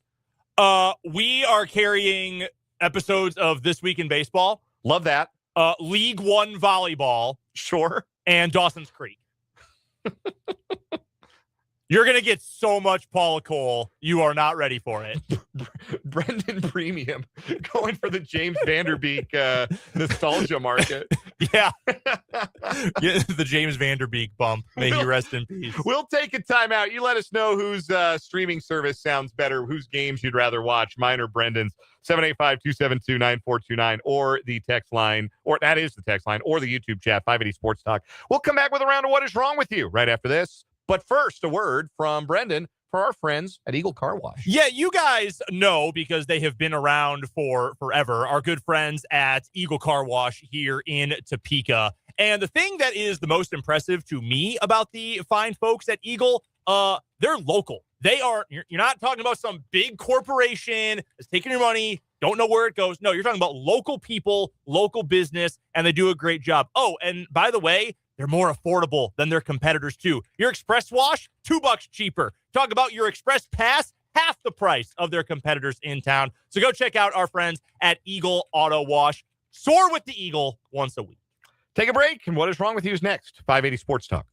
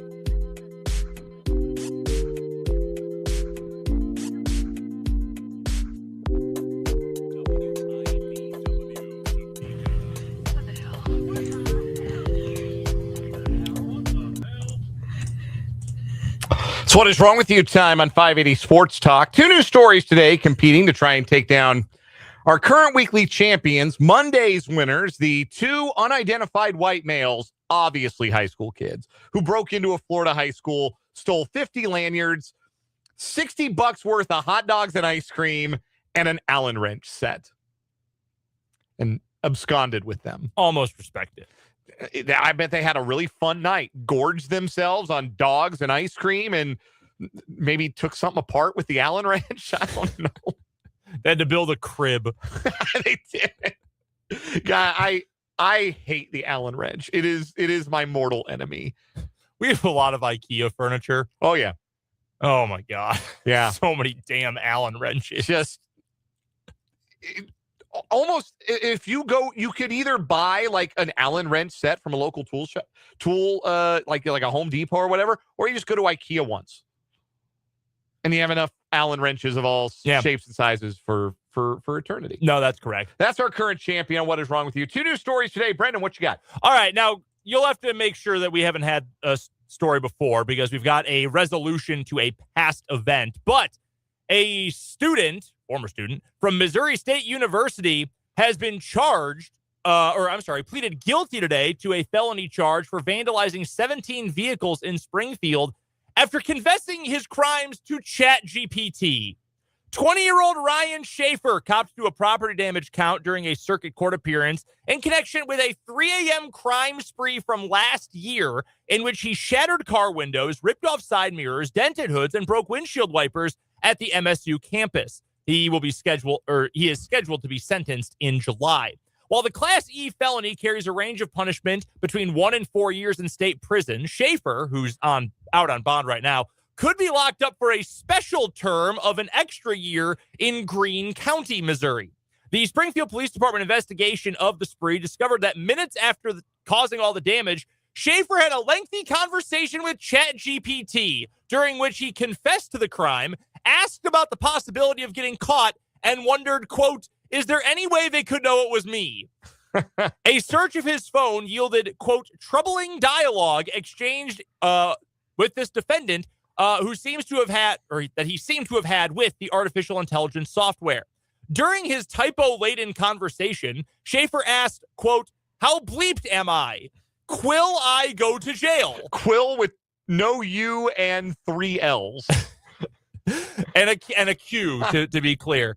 The program gave him tips about the potential outcome of getting caught or being involved in this. Schaefer then typed, what if I smashed the bleep out of multiple cars? At one point, cops say, Schaefer asked ChatGPT if MSU had cameras in the freshman parking lot. Referring to prior vandalism, the then sophomore, wrote, I got away with it last year, and I don't think there's any way they could know my face. Adding, it felt really nice to bleep their bleep up. He added that he bleeped up all those useless bleepers' cars and all Dex Irv to get bleeped and murdered. Wow. After his arrest, he was barred from anywhere where you can buy alcohol. I will confess this story does sound vaguely familiar, but I think that's maybe just because a lot of people think ChatGPT is just the thing you can either confess crimes to or plan crimes with. Yeah, it's not a real person and it can't keep a secret. So if you're going to commit a crime, don't confess it to the fake computer person. No, generally a good idea not to do that. So my story today, we're going to Santa Rosa, California. If you were going to rob a bank, how would you dress? Inconspicuously. Yes, you would want to be inconspicuous. You would want to blend in. You would probably want to hide your face. Mm-hmm. You would probably want to dress in such a way that you were not easily described. You would not want to make yourself very noticeable or memorable. Right. You would probably not want to rob a bank with blue hair and a leopard print hoodie. But that's what this woman did. Oh. She walked into a local Chase bank Tuesday morning, handing a threatening letter to a bank teller and leaving with an unknown amount of cash. She was arrested 1 hour later wearing the same jacket. Okay, see, that is the thing that gets me. Why are you not changing? If I was going to rob a bank, I'm not. But if I was, I'm going to take like hide my car. I'm going to change clothes. I'm going to dye my hair. I'm going to shave. I'm not going to look anything like I did an hour ago. Especially if I look like Bozo the Clown. SRPD said the suspect entered the bank, 2300 Sonoma Avenue, and stood out with her bright blue hair and a leopard print jacket. She looks like every woman at a Walmart past 11:30 at night. Gee. She handed the bank teller a note demanding cash that included a written threat to kill people, said police. Oh. No weapon was threatened or brandished. After taking an undisclosed amount of money from the teller, the female suspect left the bank. The woman was last seen walking away from the bank, and it was not immediately clear she left the area on foot or in a vehicle. However, police said the suspect's unique description helped a patrol officer locate her inside the local post office. So she went and robbed the bank and then was like, well, I may go buy some stamps. Got some certified mail to send. The woman, identified as 32-year-old Jane Hollingworth, was arrested without incident for suspicion of robbery and was booked into the Sonoma County Main Adult Detention Facility. Police added, the swift apprehension of the suspects highlights the vigilance, initiative, and coordinated response of patrol officers whose keen observation and immediate action led to a safe resolution in a short period of time. Yeah, real keen observation. Huh. They said the lady was wearing a bright red leopard print jacket and had like icy blue hair. Yeah, there she is. Yeah, we've got a picture here. Her face is blurred out, but you can, I mean, this hair is blue, like blue raspberry slushy blue. Yes. Unmistakable. Yeah. Oh, man, this is a tough one for today because, like, this kid's a nut job. Yes. But also, this woman is so dumb. Yes, it's the stupidity for me. Yeah, you're probably right. I don't think that beats the current winner, though. No, I think we're going to stick to the people who, the most random theft in history. Look, Doug, sometimes you just want a hot dog. Maybe those kids had dyed hair and leopard print hoodies. Who can say? Wouldn't surprise me. That is going to continue. As Not the most famous leopard print outfit in What Is Wrong With You history, though. No, shout out to our guy, Matthew Pancake. I can't say his name with a straight face. What Is Wrong With You, legend? It's been 2 years. I don't know how he didn't win. I know he lost. The dog looks like a panda story, which was the 2024 champion. Still incredible. But, man, I really thought Matthew Pancake had it. Oh, man. But they really tried to act like those dogs were pandas. They did paint Shout dogs. out to that zoo. We'll take a break. We'll come back. The Chiefs are playing on Thanksgiving, but maybe not on Christmas. We'll discuss when we come back.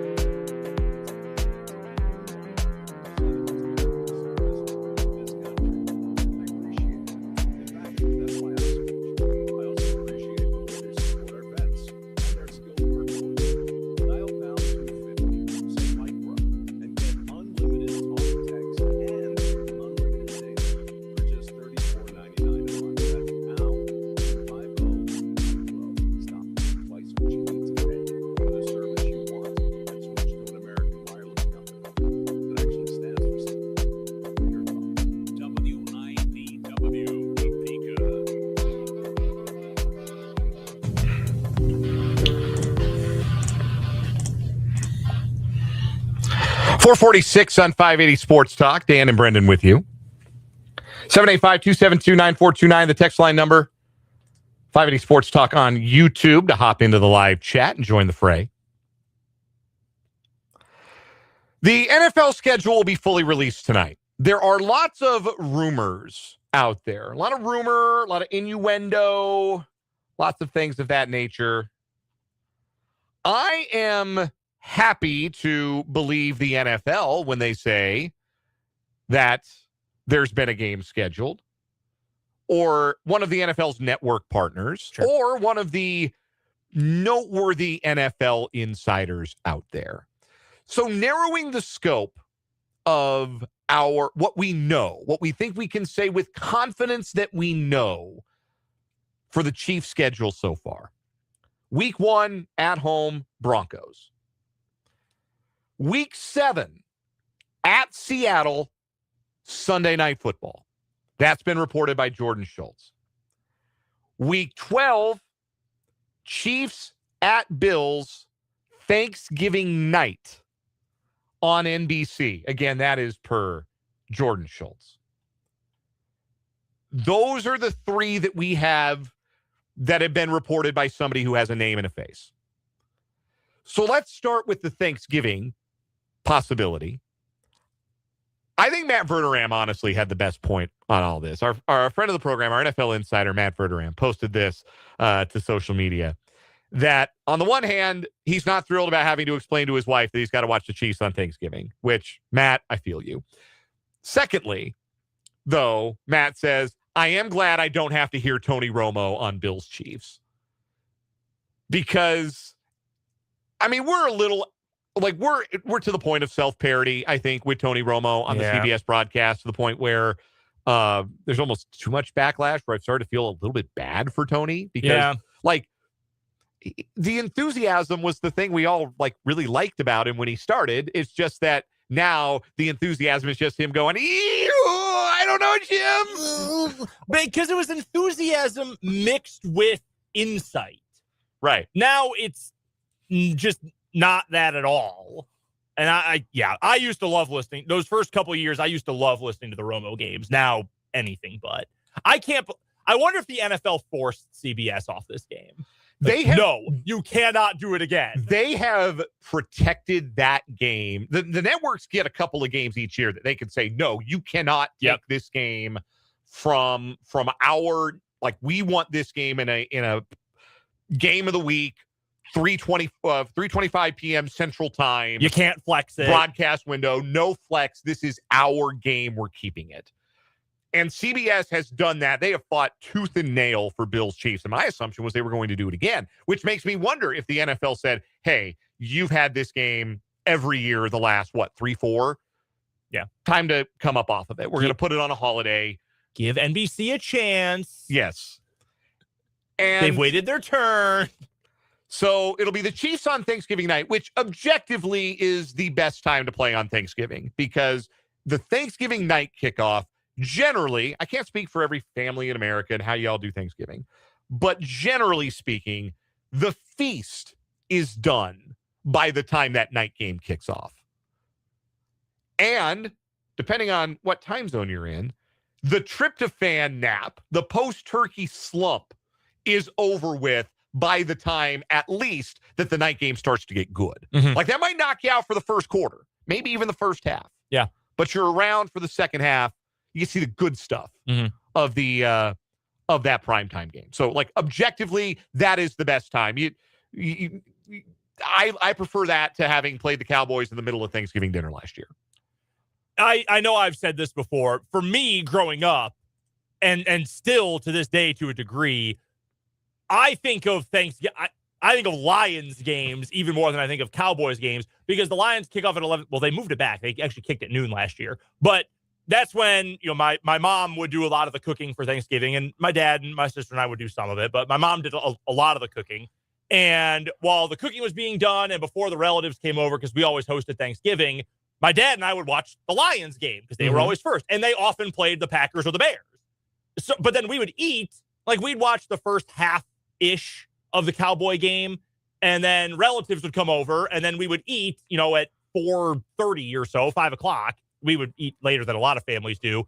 But then on the come down, people are leaving, you're cleaning up, you just want to sit and lay down because you're full of tryptophan and pie and whatever else.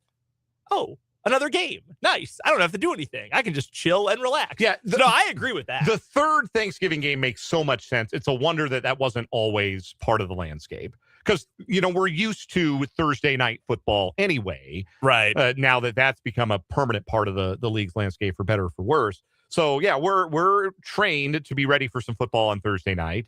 And, we're ready for one last game, one last marquee game. And that'll be Bills-Chiefs this year, as reported by Jordan Schultz. Now, if I can say something about football on Thanksgiving, just like real fast, yes. The one change I would make, I have no problem with the Lions and Cowboys every year, even when the Lions sucked, which is most of their history. I'm fine with that. I like goofy traditions like that. I do wish all 3 games were divisional games, though. Like Cowboy, Dallas, Washington in the after, like that to me feels like Thanksgiving. Lions, Packers, that feels like Thanksgiving. I like when those games have juice and it's not like Lions, Patriots. Like Chiefs, Broncos, Thanksgiving, like that to me feels like, okay, that's a Thanksgiving game. Seahawks, 49ers. Yeah, there you Bengals, go. Ravens last year, I believe. Like I remember we got Cowboys, Panthers 1 year. No. Don't do that. 2 years ago, it was Packers, Dolphins. Yes, I remember. I remember it well, in fact. I think those should be divisional games. But that's just... The rumor is, again, now this is rumor. This is not confirmed. But the rumor is that the 3 Christmas games this year will be Packers, Bears, Bills, Broncos, and Rams, Seahawks. And that would mean that Clark Hunt, Mark Donovan didn't get their wish to be Team Christmas and will not play on Christmas for a 3rd straight year. That might be marriage salvaging for some of you out there, myself included. But I'm surprised. I gotta say I'm surprised, because I do think that was like a request that I felt like the NFL would probably be good with going along with. But I guess the maybe it was a, what do you call it, compromise, where you say, all right, look, we'll give you one holiday, because the Chiefs said, hey, we'd love to play on Thanksgiving every year too. Maybe we could be the 3rd Thanksgiving team. And the league's like, all right, you get one holiday this year. Yeah, I am, I guess, a little surprised the NFL didn't want to. Well, I take that back. I both am and am not surprised the Chiefs aren't gifted because they volunteered for it. We'll be the Christmas team. Yeah, we'll be the Christmas team. Because I imagine the NFL probably, they grandfather you in for certain things. That's why the Lions never got kicked off of Thanksgiving. But they probably prefer the flexibility, if I had to guess. I don't like playing on Christmas. Thanksgiving, it is such a core part of the holiday. Like the Lions have been playing on Thanksgiving since the 30s. You think football with Thanksgiving. Yes. College football too, like in the Egg Bowl, traditionally a Thanksgiving game. Texas A&M versus Texas too, right? Historically.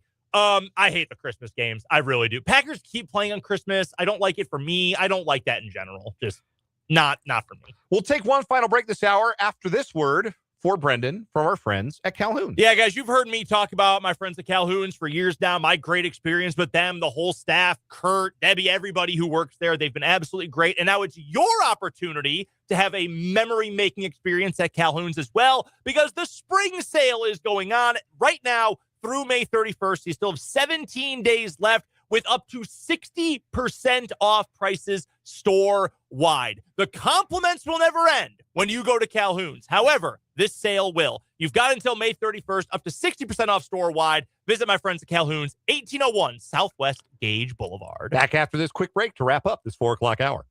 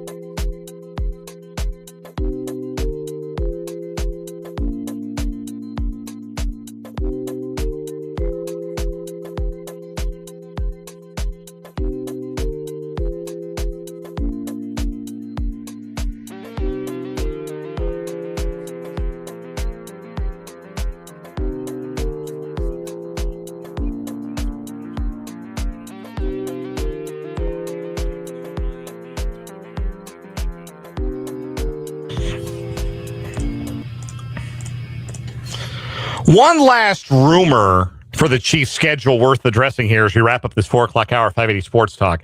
It has been rumored that the Chiefs will play back-to-back primetime games to open the season. That Sunday Night Football Week 2 will be Chiefs at home against the Colts. And two things here. Number one, back-to-back primetime games to open the season. I don't think you could ask for a better way to start the year for the Chiefs. And number two, that feels like a pretty big vote of confidence in Patrick Mahomes' injured knee. More confident than I am, I'll say. And I'm not trying to be in the don't play him, got to baby him kind of camp. I don't believe that. Like, if they're good to go, they're good to go. You trust the doctors. He tore that ACL late in the year, man. Yeah, mid-December. Yeah, mid-December. But you're right. Like, I've seen other Chiefs fans say the same thing. Like, I'm sure somebody within the Chiefs organization was asked, how's it looking? Because I don't want to see Justin Fields in either of those games. I think Adam Schefter went on TV earlier today, too, and said this is the Chiefs' belief that he's going to be back. And I've said this all along. Like, it is a fast recovery to count on, but some guys are just built different. He came back 3 weeks after his knee didn't look like a knee. Maybe he can come back 9 months after an ACL and be Patrick Mahomes. The NFL certainly appears to be betting on it. I hope so. I can't do Justin Fields again, man. I can't do it. I'm out. I don't want to do it either. We got headlines and a playoff roundup. We got a preview of the finale between the Royals and the White Sox, and an Ask Me Anything coming up in the final hour of 580 Sports Talk.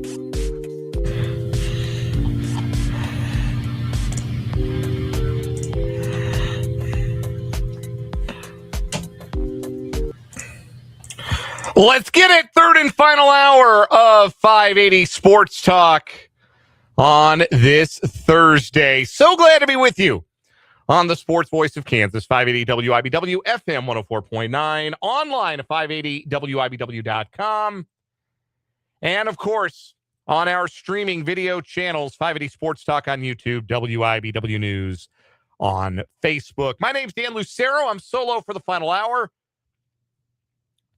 And we're going to have a good time here in this final hour of 580 Sports Talk. With you until 6, we'll toss it over to the Royals Baseball Network at the top of the hour. The finale at Rate Field between the Royals and the White Sox.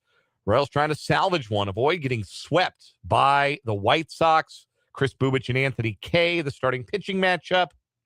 A battle of lefties tonight on the South Side. 6:40 first pitch. Again, pregame at 6 o'clock from the Royals Baseball Network here on 580 WIBW and FM 104.9. We'll have a preview of tonight's game, look at the lineups, all that good stuff coming up in just a little while. We'll also, this hour, do Ask Me Anything, where I, Dan, take your questions. And they can be about, as the title of the segment suggests, anything. Whatever you want. I'm happy to answer your questions coming up. We'll do that to round out the show today. Already have a really good one about Futurama sports gags on the text line. Really good question. I'm less schooled on the full history of the Futurama sports gag than I am on the Simpsons ones. Like Simpsons ones, I could go all day.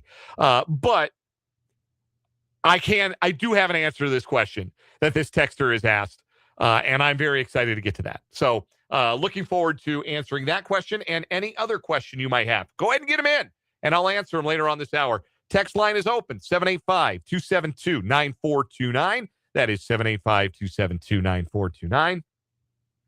You can also hit me in the live chat on YouTube. 580 Sports Talk is the number. 580 Sports Talk is the YouTube channel. Go subscribe to the channel if you have not already. We were 42 subscribers shy of 1,000 when we started today. Let's get closer. Can we get to a round number? Are there two of you out there that haven't subscribed to us on YouTube today that can get us to a round number 960 as we pursue 1,000 subscribers? I bet there are at least two of you listening who haven't subscribed to the YouTube channel yet. Go do it.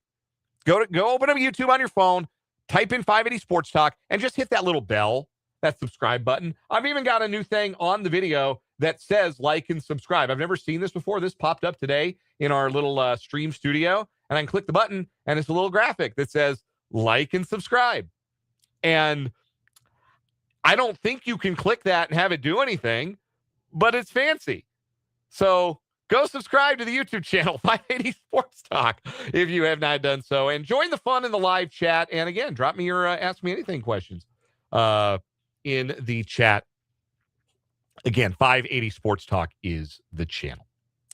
But we begin this hour with our 580 Sports Talk headlines. We'll keep it local first. Couple of postseason honors that a couple of baseball standouts from the state are eligible for.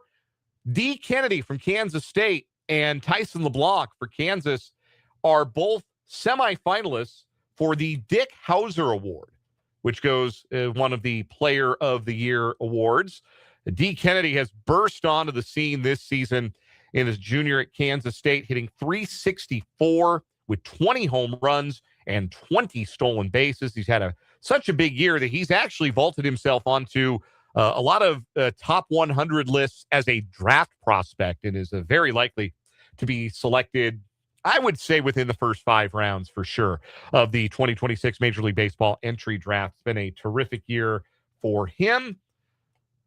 Tyson LeBlanc at KU in his first season as a Jayhawk, all he's done is hit .330 with 17 home runs and 51 runs driven in, and he is also a semifinalist for the Dick Hauser Award. The list of Golden Spikes Award semifinalists is shorter, but Kennedy is on that list as well. Been a terrific year. Even in a disappointing season for Wildcat baseball, the fact that they've had guys develop in that program and develop into guys who get drafted high, guys who go into Major League Baseball as high draft picks. Kalen Culpepper and D. Kennedy's the next in line. That bodes well. I know it's been a bummer of a year for Pete Hughes and that group in Manhattan. They had higher expectations than what they're going to eventually meet this season. You can chalk some of it up to injuries, to be sure, but I still think there are enough good things happening under the hood in that program that I'm not ready to write off Pete Hughes. I'm not ready to write off this iteration of Kansas State baseball. I still think that's a program that's got some good things going for it, and I think they can rebound moving forward. And I think Kennedy's performance this year is an example of the kind of the scouting and developing that they're doing there at Kansas State. LeBlanc's Jayhawks, of course, well, they win. They sweep this weekend at Utah or at BYU. They win the league. That's simple. So that would be an amazing achievement for a KU baseball team that hasn't won a league title since, I believe, the 40s. Next headline on our 580 Sports Talk headline. We've got a lot of rumors out there about the NFL schedule. Lots of rumors, lots of innuendo. You know who hasn't really been playing in that sandbox today? Adam Schefter and Ian Rappaport. The last leak, so to speak, and not leaks. These are really just, it's weird to say, ooh, they leaked the NFL schedule. Like, we know who's playing who. Like, the games themselves are not a surprise. It's just when are they going to fall and who's going to put them on TV. The last leak that Adam Schefter, who is like the NFL insider on the worldwide leader in sports, posted to social media today was the Bears at Lions being one of the Thanksgiving games this year. And Schefter stayed mum the rest of the way. Ian Rappaport, another one of the biggest names in NFL scoopage. He has not posted a confirmation of a game other than that same game. Lions hosting the Bears, 12 p.m. Central Time, week 12 on Thanksgiving. A lot of unverified Twitter accounts, guys with no names, guys with no pictures have done a lot of leaking today. We'll see if they're right. They might be. They really might be. That's great if they are. But not a lot of stuff has been confirmed. But Jordan Schultz, who is an NFL insider and hosts his own podcast, and we know is well tied in, has good sources. He has not been shy today. He's been pulling up and letting them fly. He's had a bunch of schedule release notes all day long today, and this is among what Jordan Schultz has reported. Last night, he was first to report that the Chiefs-Bills game in Buffalo is expected to be a Thanksgiving night affair on NBC. Also reported by Schultz today that the Jets will play the Titans week 1 in Tennessee. That's the Jets against their former head coach, Robert Saleh. The Bengals and the Ravens playing on New Year's Eve, Thursday night football, week 17 in Cincinnati.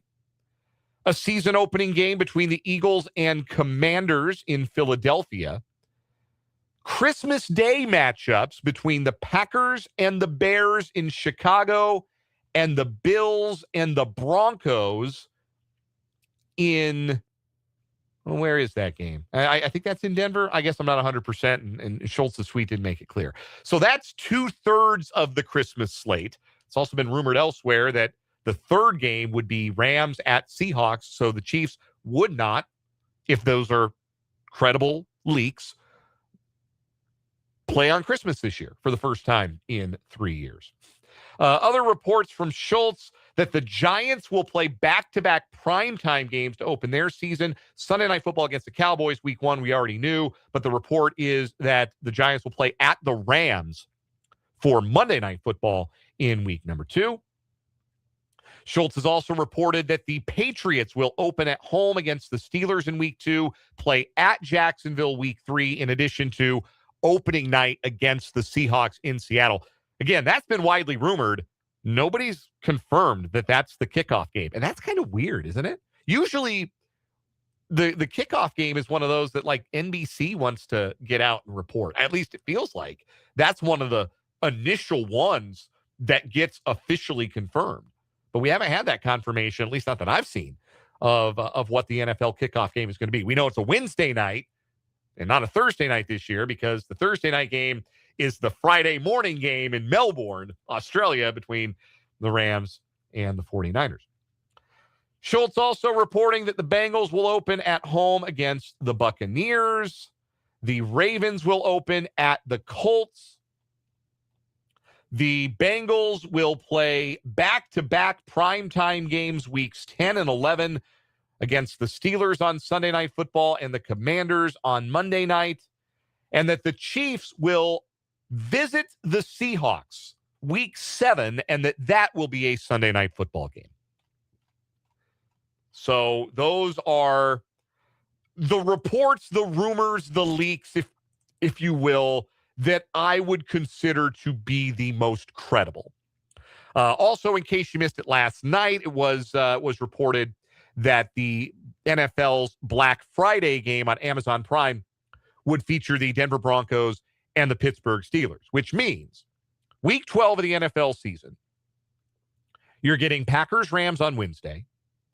You're getting Lions-Bears, Cowboys-Eagles, Bills-Chiefs on Thanksgiving, Broncos-Steelers on Black Friday, and then I guess we're all going thrifting on Sunday because there ain't going to be no good games on Sunday is what it sounds like, right? Like that's part of the thing that the NFL has done and maybe not really cared that they've done late in the season, trying to load up the holidays and make the holidays their own exclusive windows with games.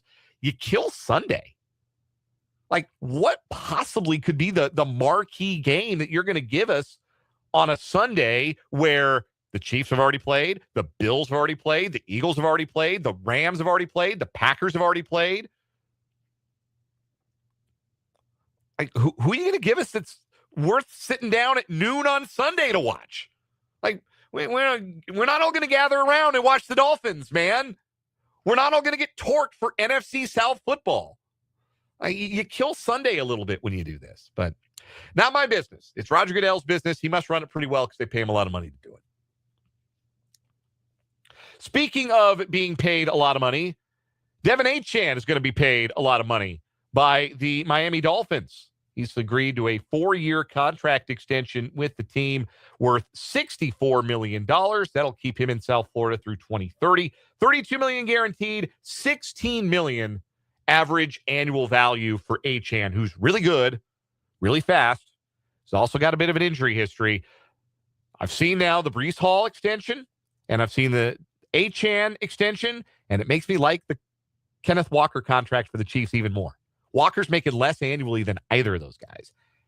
And, like, Achane is really fast and a good player. You can build up one player without tearing down another, right? Like, Achane is good, very good. Breece Hall is very good. Kenneth Walker's in that class, and he's coming off a Super Bowl MVP, so we know he's a big game player, which we do not know about Achane and Hall because the next big games those guys playing will be there first. So I think that the Walker contract, in retrospect, keeps looking better and better for the Kansas City Chiefs. Let's continue our 580 Sports Talk headlines with a look at the PGA Championship. Round 1 is Newtown Square, Pennsylvania, not too far from Philadelphia. How do you know it's not far from Philadelphia? Number 1, the golf fans were doing some heckling, so obviously it's Philly. Number 2, they were heckling Scotty Scheffler by telling him how much the Cowboys suck. Scotty's a, DFW guy, big Cowboys fan. So they were getting on Scotty, telling him how much the Cowboys suck. It has not seemed to bother the number 1 player in the world, who is currently 3 under through his first 13 holes, and as such has a current share of the lead with 6 other players. Also in at 3 under today, Aldrich Potgieter, Stefan Jaeger, Minwoo Lee, Ryo Hisatune, Martin Keimer, former winner of the PGA, I believe, and Alex Smalley, who, like Scheffler, is through his first 13 holes. So, boy, it's the United Colors of Benetton at the top of the leaderboard. That's 6 different countries, or, yeah, 5 different countries, represented by 7 players who are 3 under par. Par is 70. So, Potgieter, Jaeger, Lee, Hisatune, and Keimer all in the clubhouse with 67s today. That is the lead pack. Gary Woodland had a solid day until the end. He bogeyed his final 2 holes of his round today, which were the 8th and 9th hole. He started on hole 10. And so the professional sports franchise of Topeka, Kansas ended his day with a 2 over 72. Only 5 shots off the lead, but in a tie for 71st because nobody went really high or really low today. Everybody kind of kept it in the road for the most part, with some notable exceptions, which we will get to. Excuse me. A quick peek at the leaderboard shows us that 1 shot back at 2 under par, a group that includes former PGA champion Xander Schauffele, Patrick Reed, Justin Thomas, another former PGA champion. Reed and Thomas are still out on the course. Group at 1 under par, including Brooks Koepka, Jordan Spieth, John Rahm, Shane Lowry, who's still out there, Jason Day, Cameron Smith, and most hilariously, Garrick Higgo, who made headlines today for being a minute late to his tee time. They dock you strokes for that. So Garrick Higgo took a 2-stroke penalty before he swung a golf club today because he was late for his tee time. And he shot a 69. If he'd been on time, he would be tied for the lead. Instead, he finds himself 2 shots back. Group at even par, 3 shots back, including guys like Sam Burns, Ricky Fowler, Patrick Cantlay, Hideki Matsuyama, last year's U.S. Open winner J.J. Spawn, Colin Morikawa, who's through 16 holes, Justin Rose, Matt Fitzpatrick, both still playing, and Michael Block. Remember him? Michael Block's the PGA, teaching pro at a course in California who finished tied for 15th at the PGA, I think it was 3 years ago, qualified through local qualifying, was tied for 8th going into the final day, played with Rory McIlroy, and made a hole-in-one on Sunday at the PGA. It's a really neat story. And he's still out there doing his thing, 49 years old. Michael Block, even par 70 today.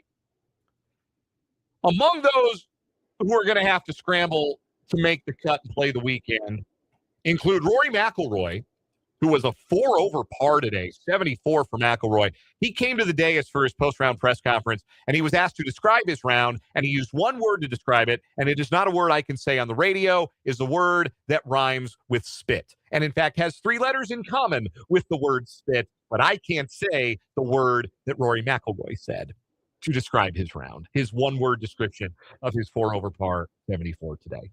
Also looking like they're going to be slamming the trunk shut tomorrow afternoon, Bryson DeChambeau, a 6 over 76 for big baby Bryson. I got time. Let's do this.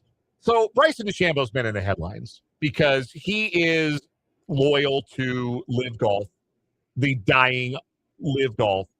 Even though his contract is up at the end of this Live Golf season, he has pledged his fealty to this obviously about to die blood money bonesaw golf organization and has said publicly, well, if something does happen to Live, I'll just go make my YouTubes.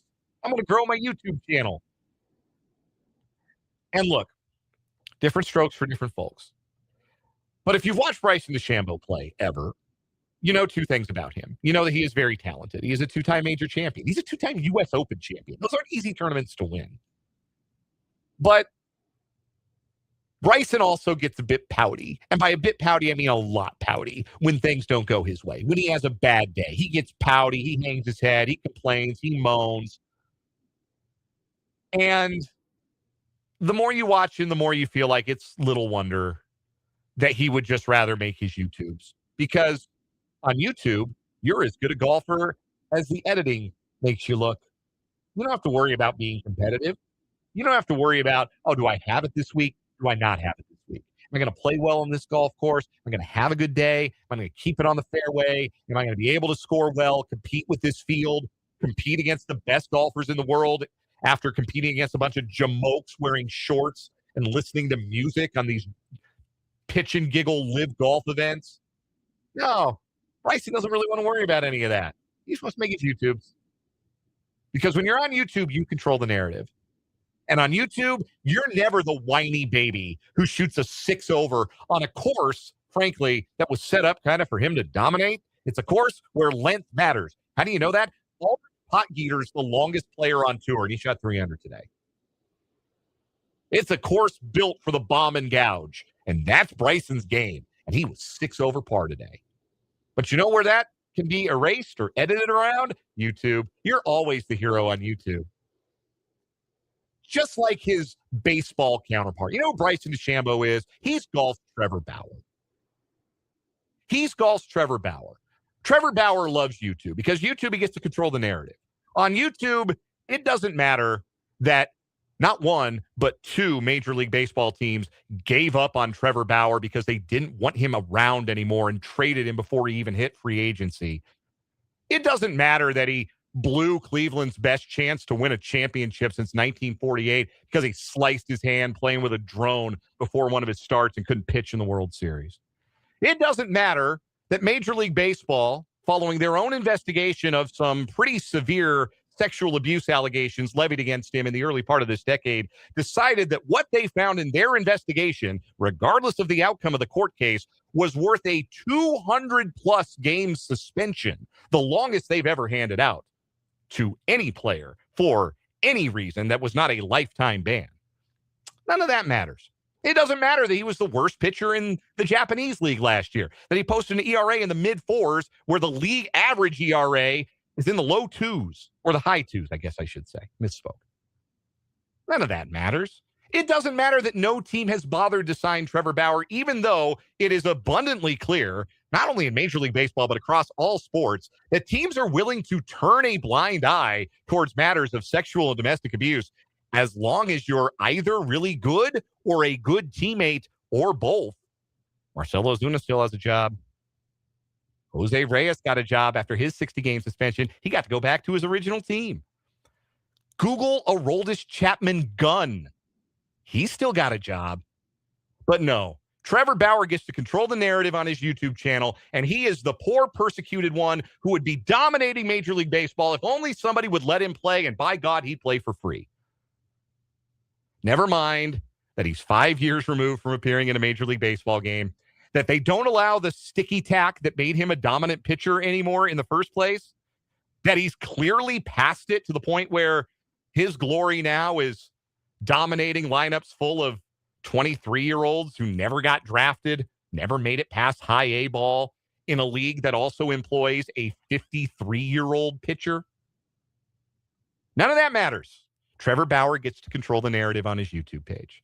Trevor Bauer would rather be a YouTuber than a big leaguer because he gets to play the victim.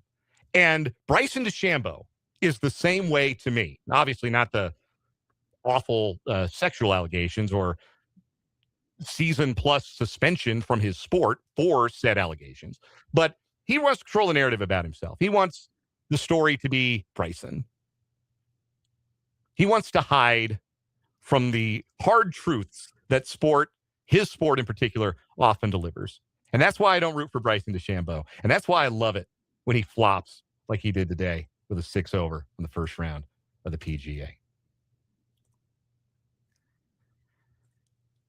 All right. That's my thought on that. Let's get to the playoff roundup and wrap up the headlines with a playoff roundup. I'm going to be happy during this segment.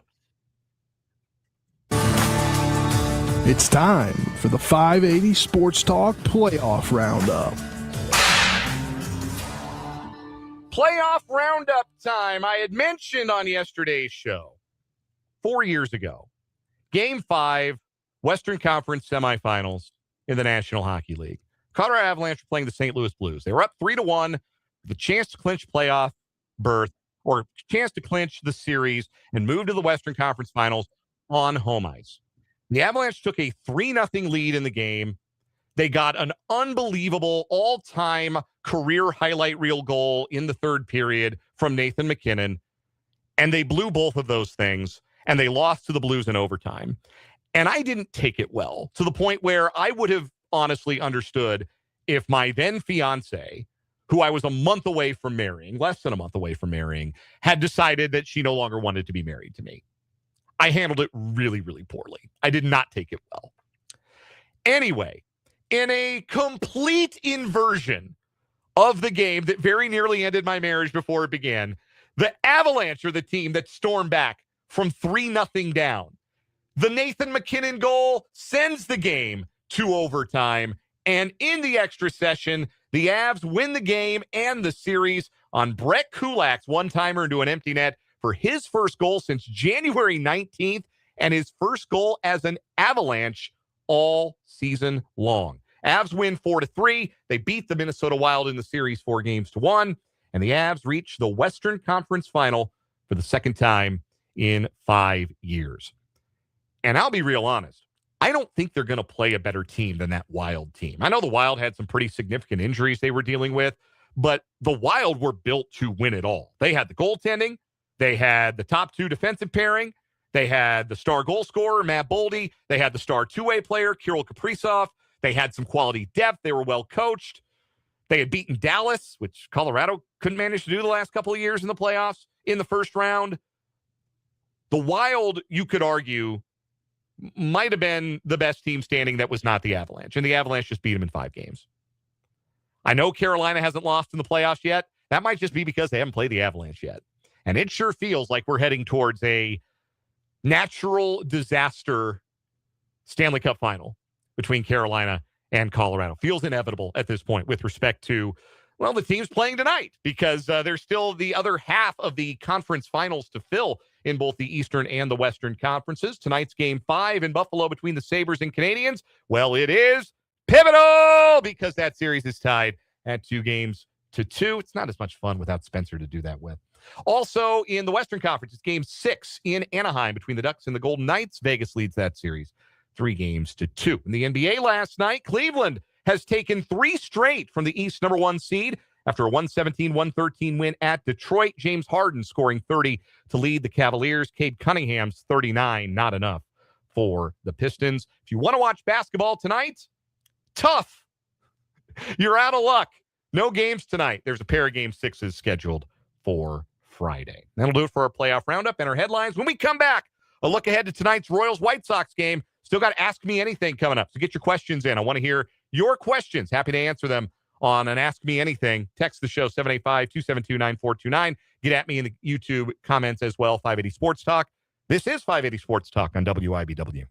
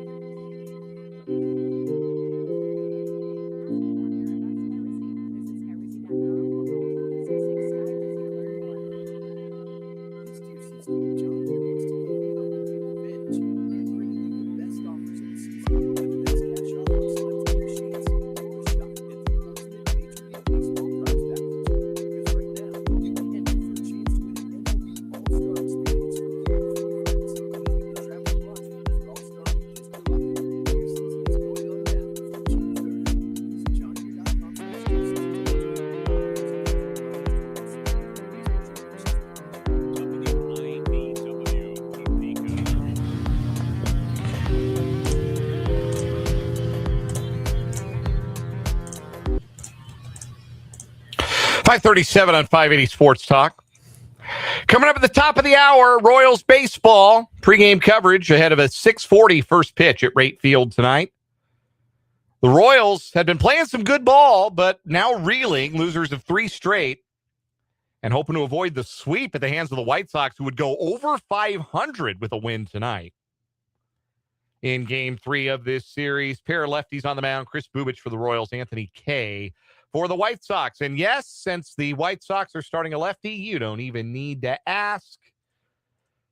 No Jack Caglione in the Royals lineup tonight. It is, in fact, the exact same lineup as last night.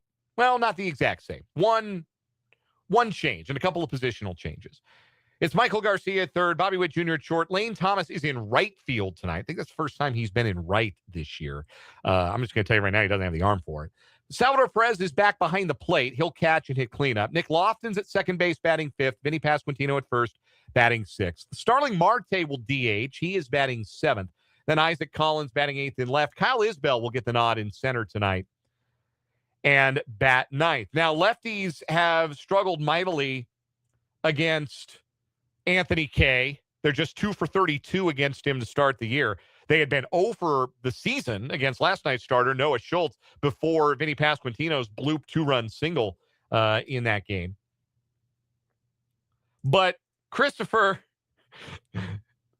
frustrated, and I think rightfully so in the YouTube chat, says, love that the guy only swinging at 41% of pitches is batting in the 3-hole, followed by the guy who would swing at the rosin bag if it were thrown to him.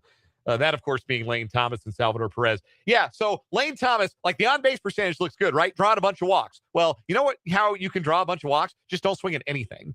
And apparently, that's Lane Thomas's MO this year. People have started to catch on because he got a nothing slider on a 3-2 pitch from Jordan Hicks last night in the 7th inning. I mean, nothing slider. 89-mile-an-hour cement mixer. Did nothing. Sat on a tee. Thomas watched it for strike 3. Infuriating, to say the absolute least. Royals need length and quality from Chris Bubich. The starting pitching has really struggled of late. Neither Royals starter has made it past the 5th in this series. Bubich will face a right-handed heavy lineup for the White Sox. Chase Mydroth will lead off at second base, followed by Miguel Vargas at third. Munetaka Murakami will bat third at first base. Royal great Randall Grichuk in the cleanup spot in left field. Edgar Caro, is the catcher, batting fifth. Andrew Benintendi will DH. Then Derek Hill, Tuesday night's hero, in center field. Luis Angel Acuna at short, and Jared Kelnick in right. So even a right-handed heavy lineup, still 3 lefties in there for Will Venable's White Sox. First pitch at 6:40. Royals need it. Royals need it. You know, getting swept by the White Sox is going to raise some very uncomfortable discussion points in the post-game press conference and on this show tomorrow. All right, when we come back, it's Ask Me Anything time. I want your questions. They can be about anything you want me to answer. Lay it on me. Text line 785-272-9429. YouTube chat 580 Sports Talk. Ask Me Anything is next.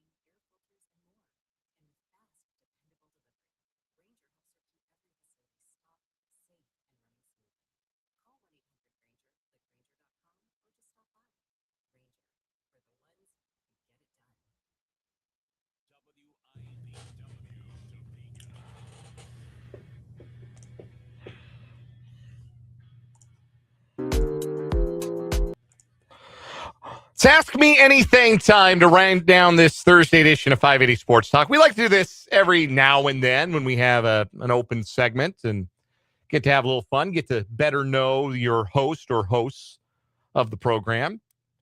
Literally, the segment is Ask Me Anything. So if you've got a question for me, 785-272-9429, or drop it in the YouTube chat, 580 Sports Talk, if you're watching on YouTube. I'll start with that one I mentioned earlier, the Futurama question. Really good question from the 785. What was the best Futurama sports bit? Was it the Blurns Ball bit with Hank Aaron's ancestors or the repeated Harlem Globetrotters mathematics bits?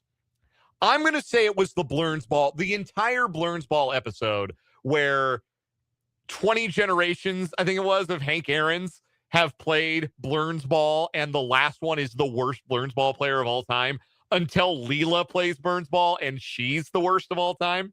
Like 100 innings and never got anyone out. That cracked me up. That was a really fun way to do that episode. I really enjoyed that. So yes, it was the Hank Aaron bit for me, the Blurns Ball thing for me. Blurns Ball, by the way, was a jazzed up version of baseball. They decided between the year 2000 and the year 3000 that baseball was boring, and they jazzed it up a little bit. That was the plot line there. Great question. Thank you for that question. Here's a quick one from the 913. Will you please explain OPS and what is Major League Baseball average?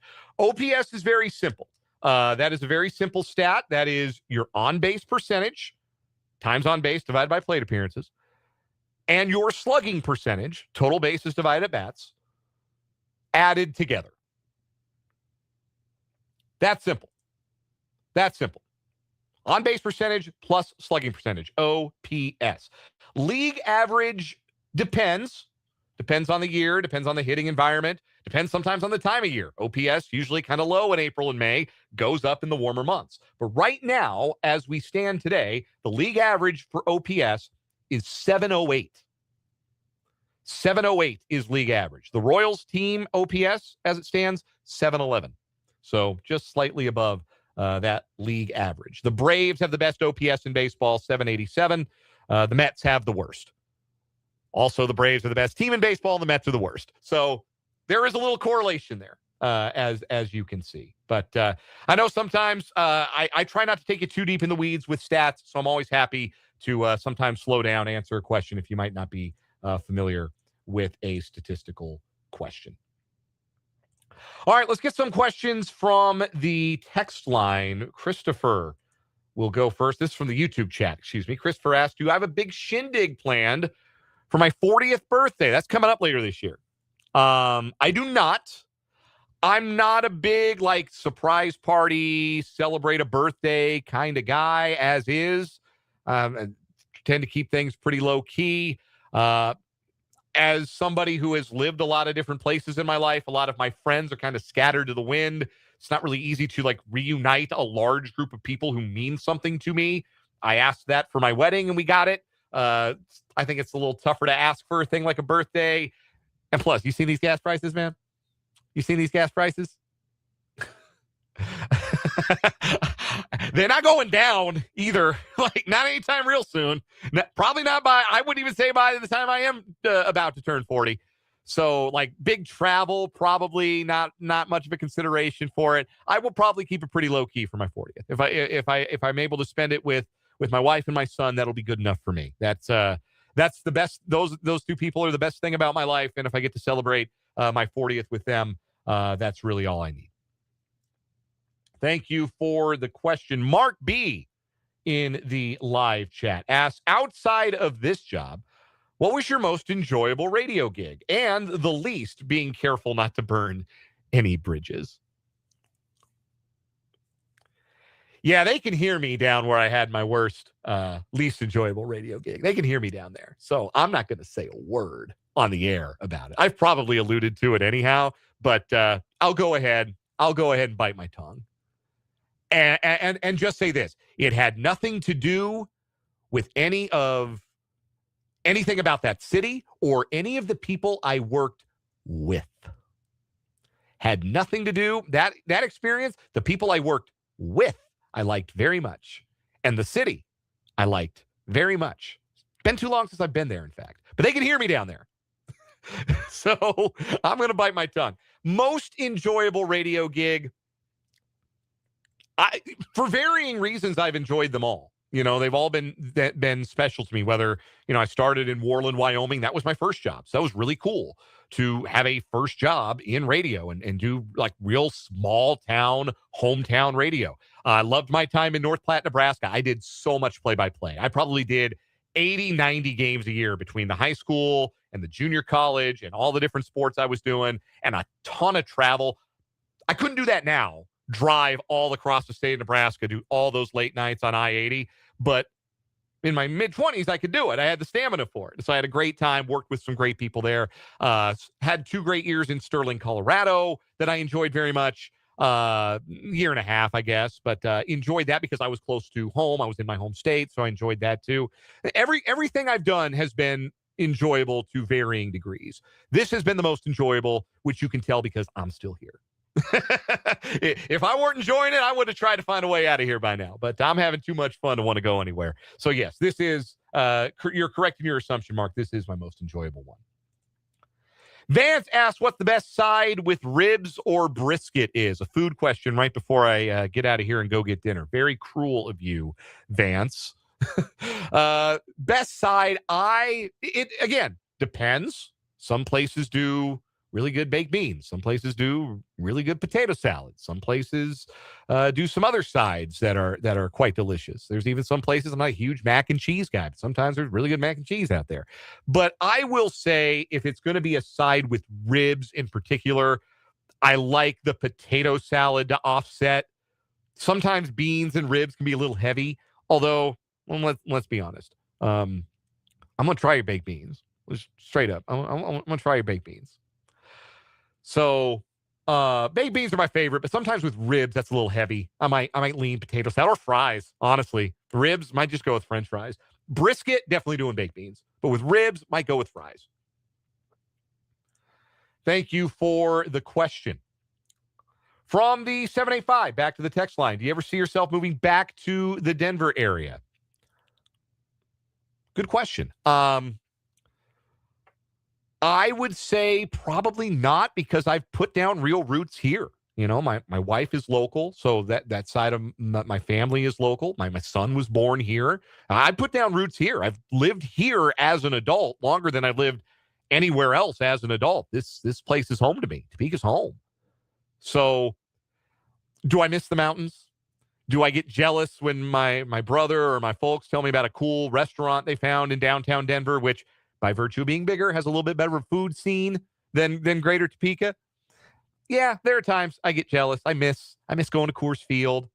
I still have friends back there that I miss, certainly. But Topeka's home, and I'm proud of that. I'm proud to say that. And so if I'm still doing this in 30 years, just know I'll be doing it with a smile on my face because I'm doing what I want to do where I want to do it. See if we can get a couple more in here. Andrew pivots back to sports here. What Royals could you see getting moved at the trade deadline? We're a ways away from talking fire sale with the Royals, though unfortunately the last 3 nights that has been the direction they're trending, right? If they'd won their last 3 in a row, we'd be talking. You might have asked me who they're going to add at the trade deadline. But if the Royals were to sell at the deadline, the obvious name is Chris Bubich as a rental starter because he's a free agent after the season. That would be the most obvious player that if he's healthy at the trade deadline, the Royals decide that they're out of it, that would be the guy. That would be the guy. He'd be one of the best starters on the market. But hopefully we don't have to have that conversation in July. Hopefully we're having the conversation in the other direction.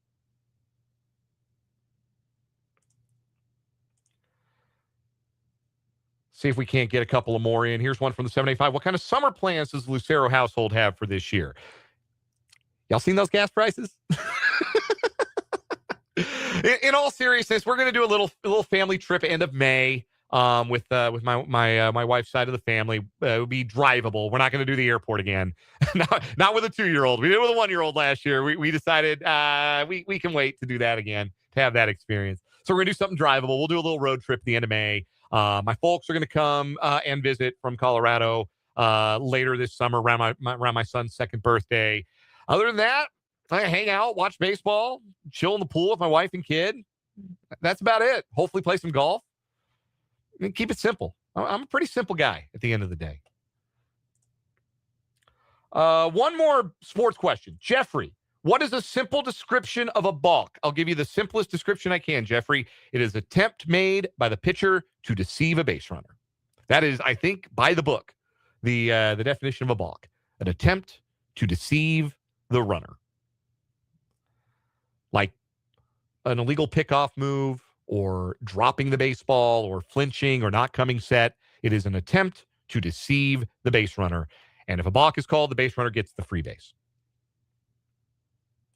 All right. We started with sports. We ended with sports. We had, I think, a good time in the middle.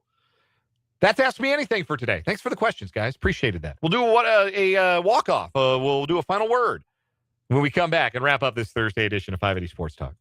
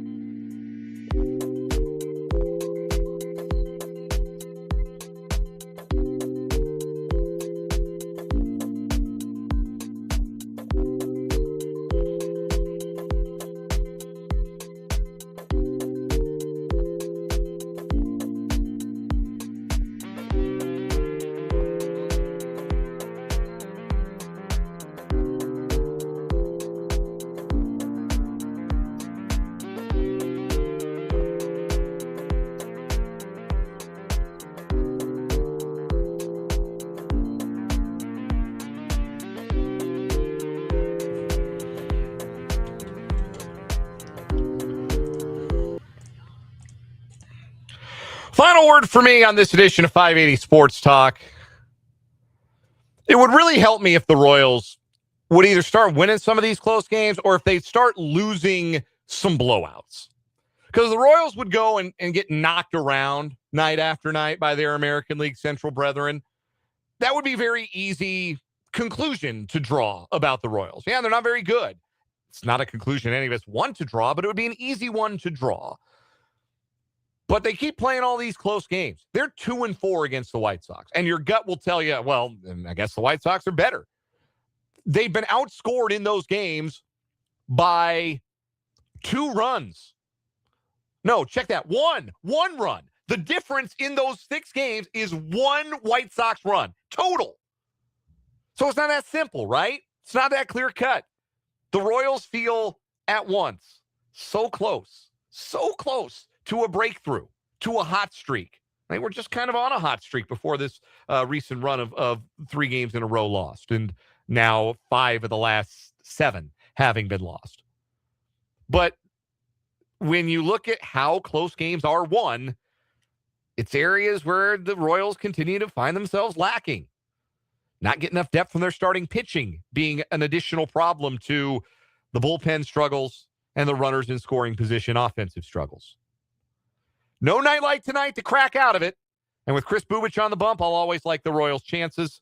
First pitch at 6:40. Pregame coverage coming up in just a couple of minutes here on this radio station. We're back tomorrow from 3 until 6. For Brendan, I'm Dan. This was 580 Sports Talk. Good night.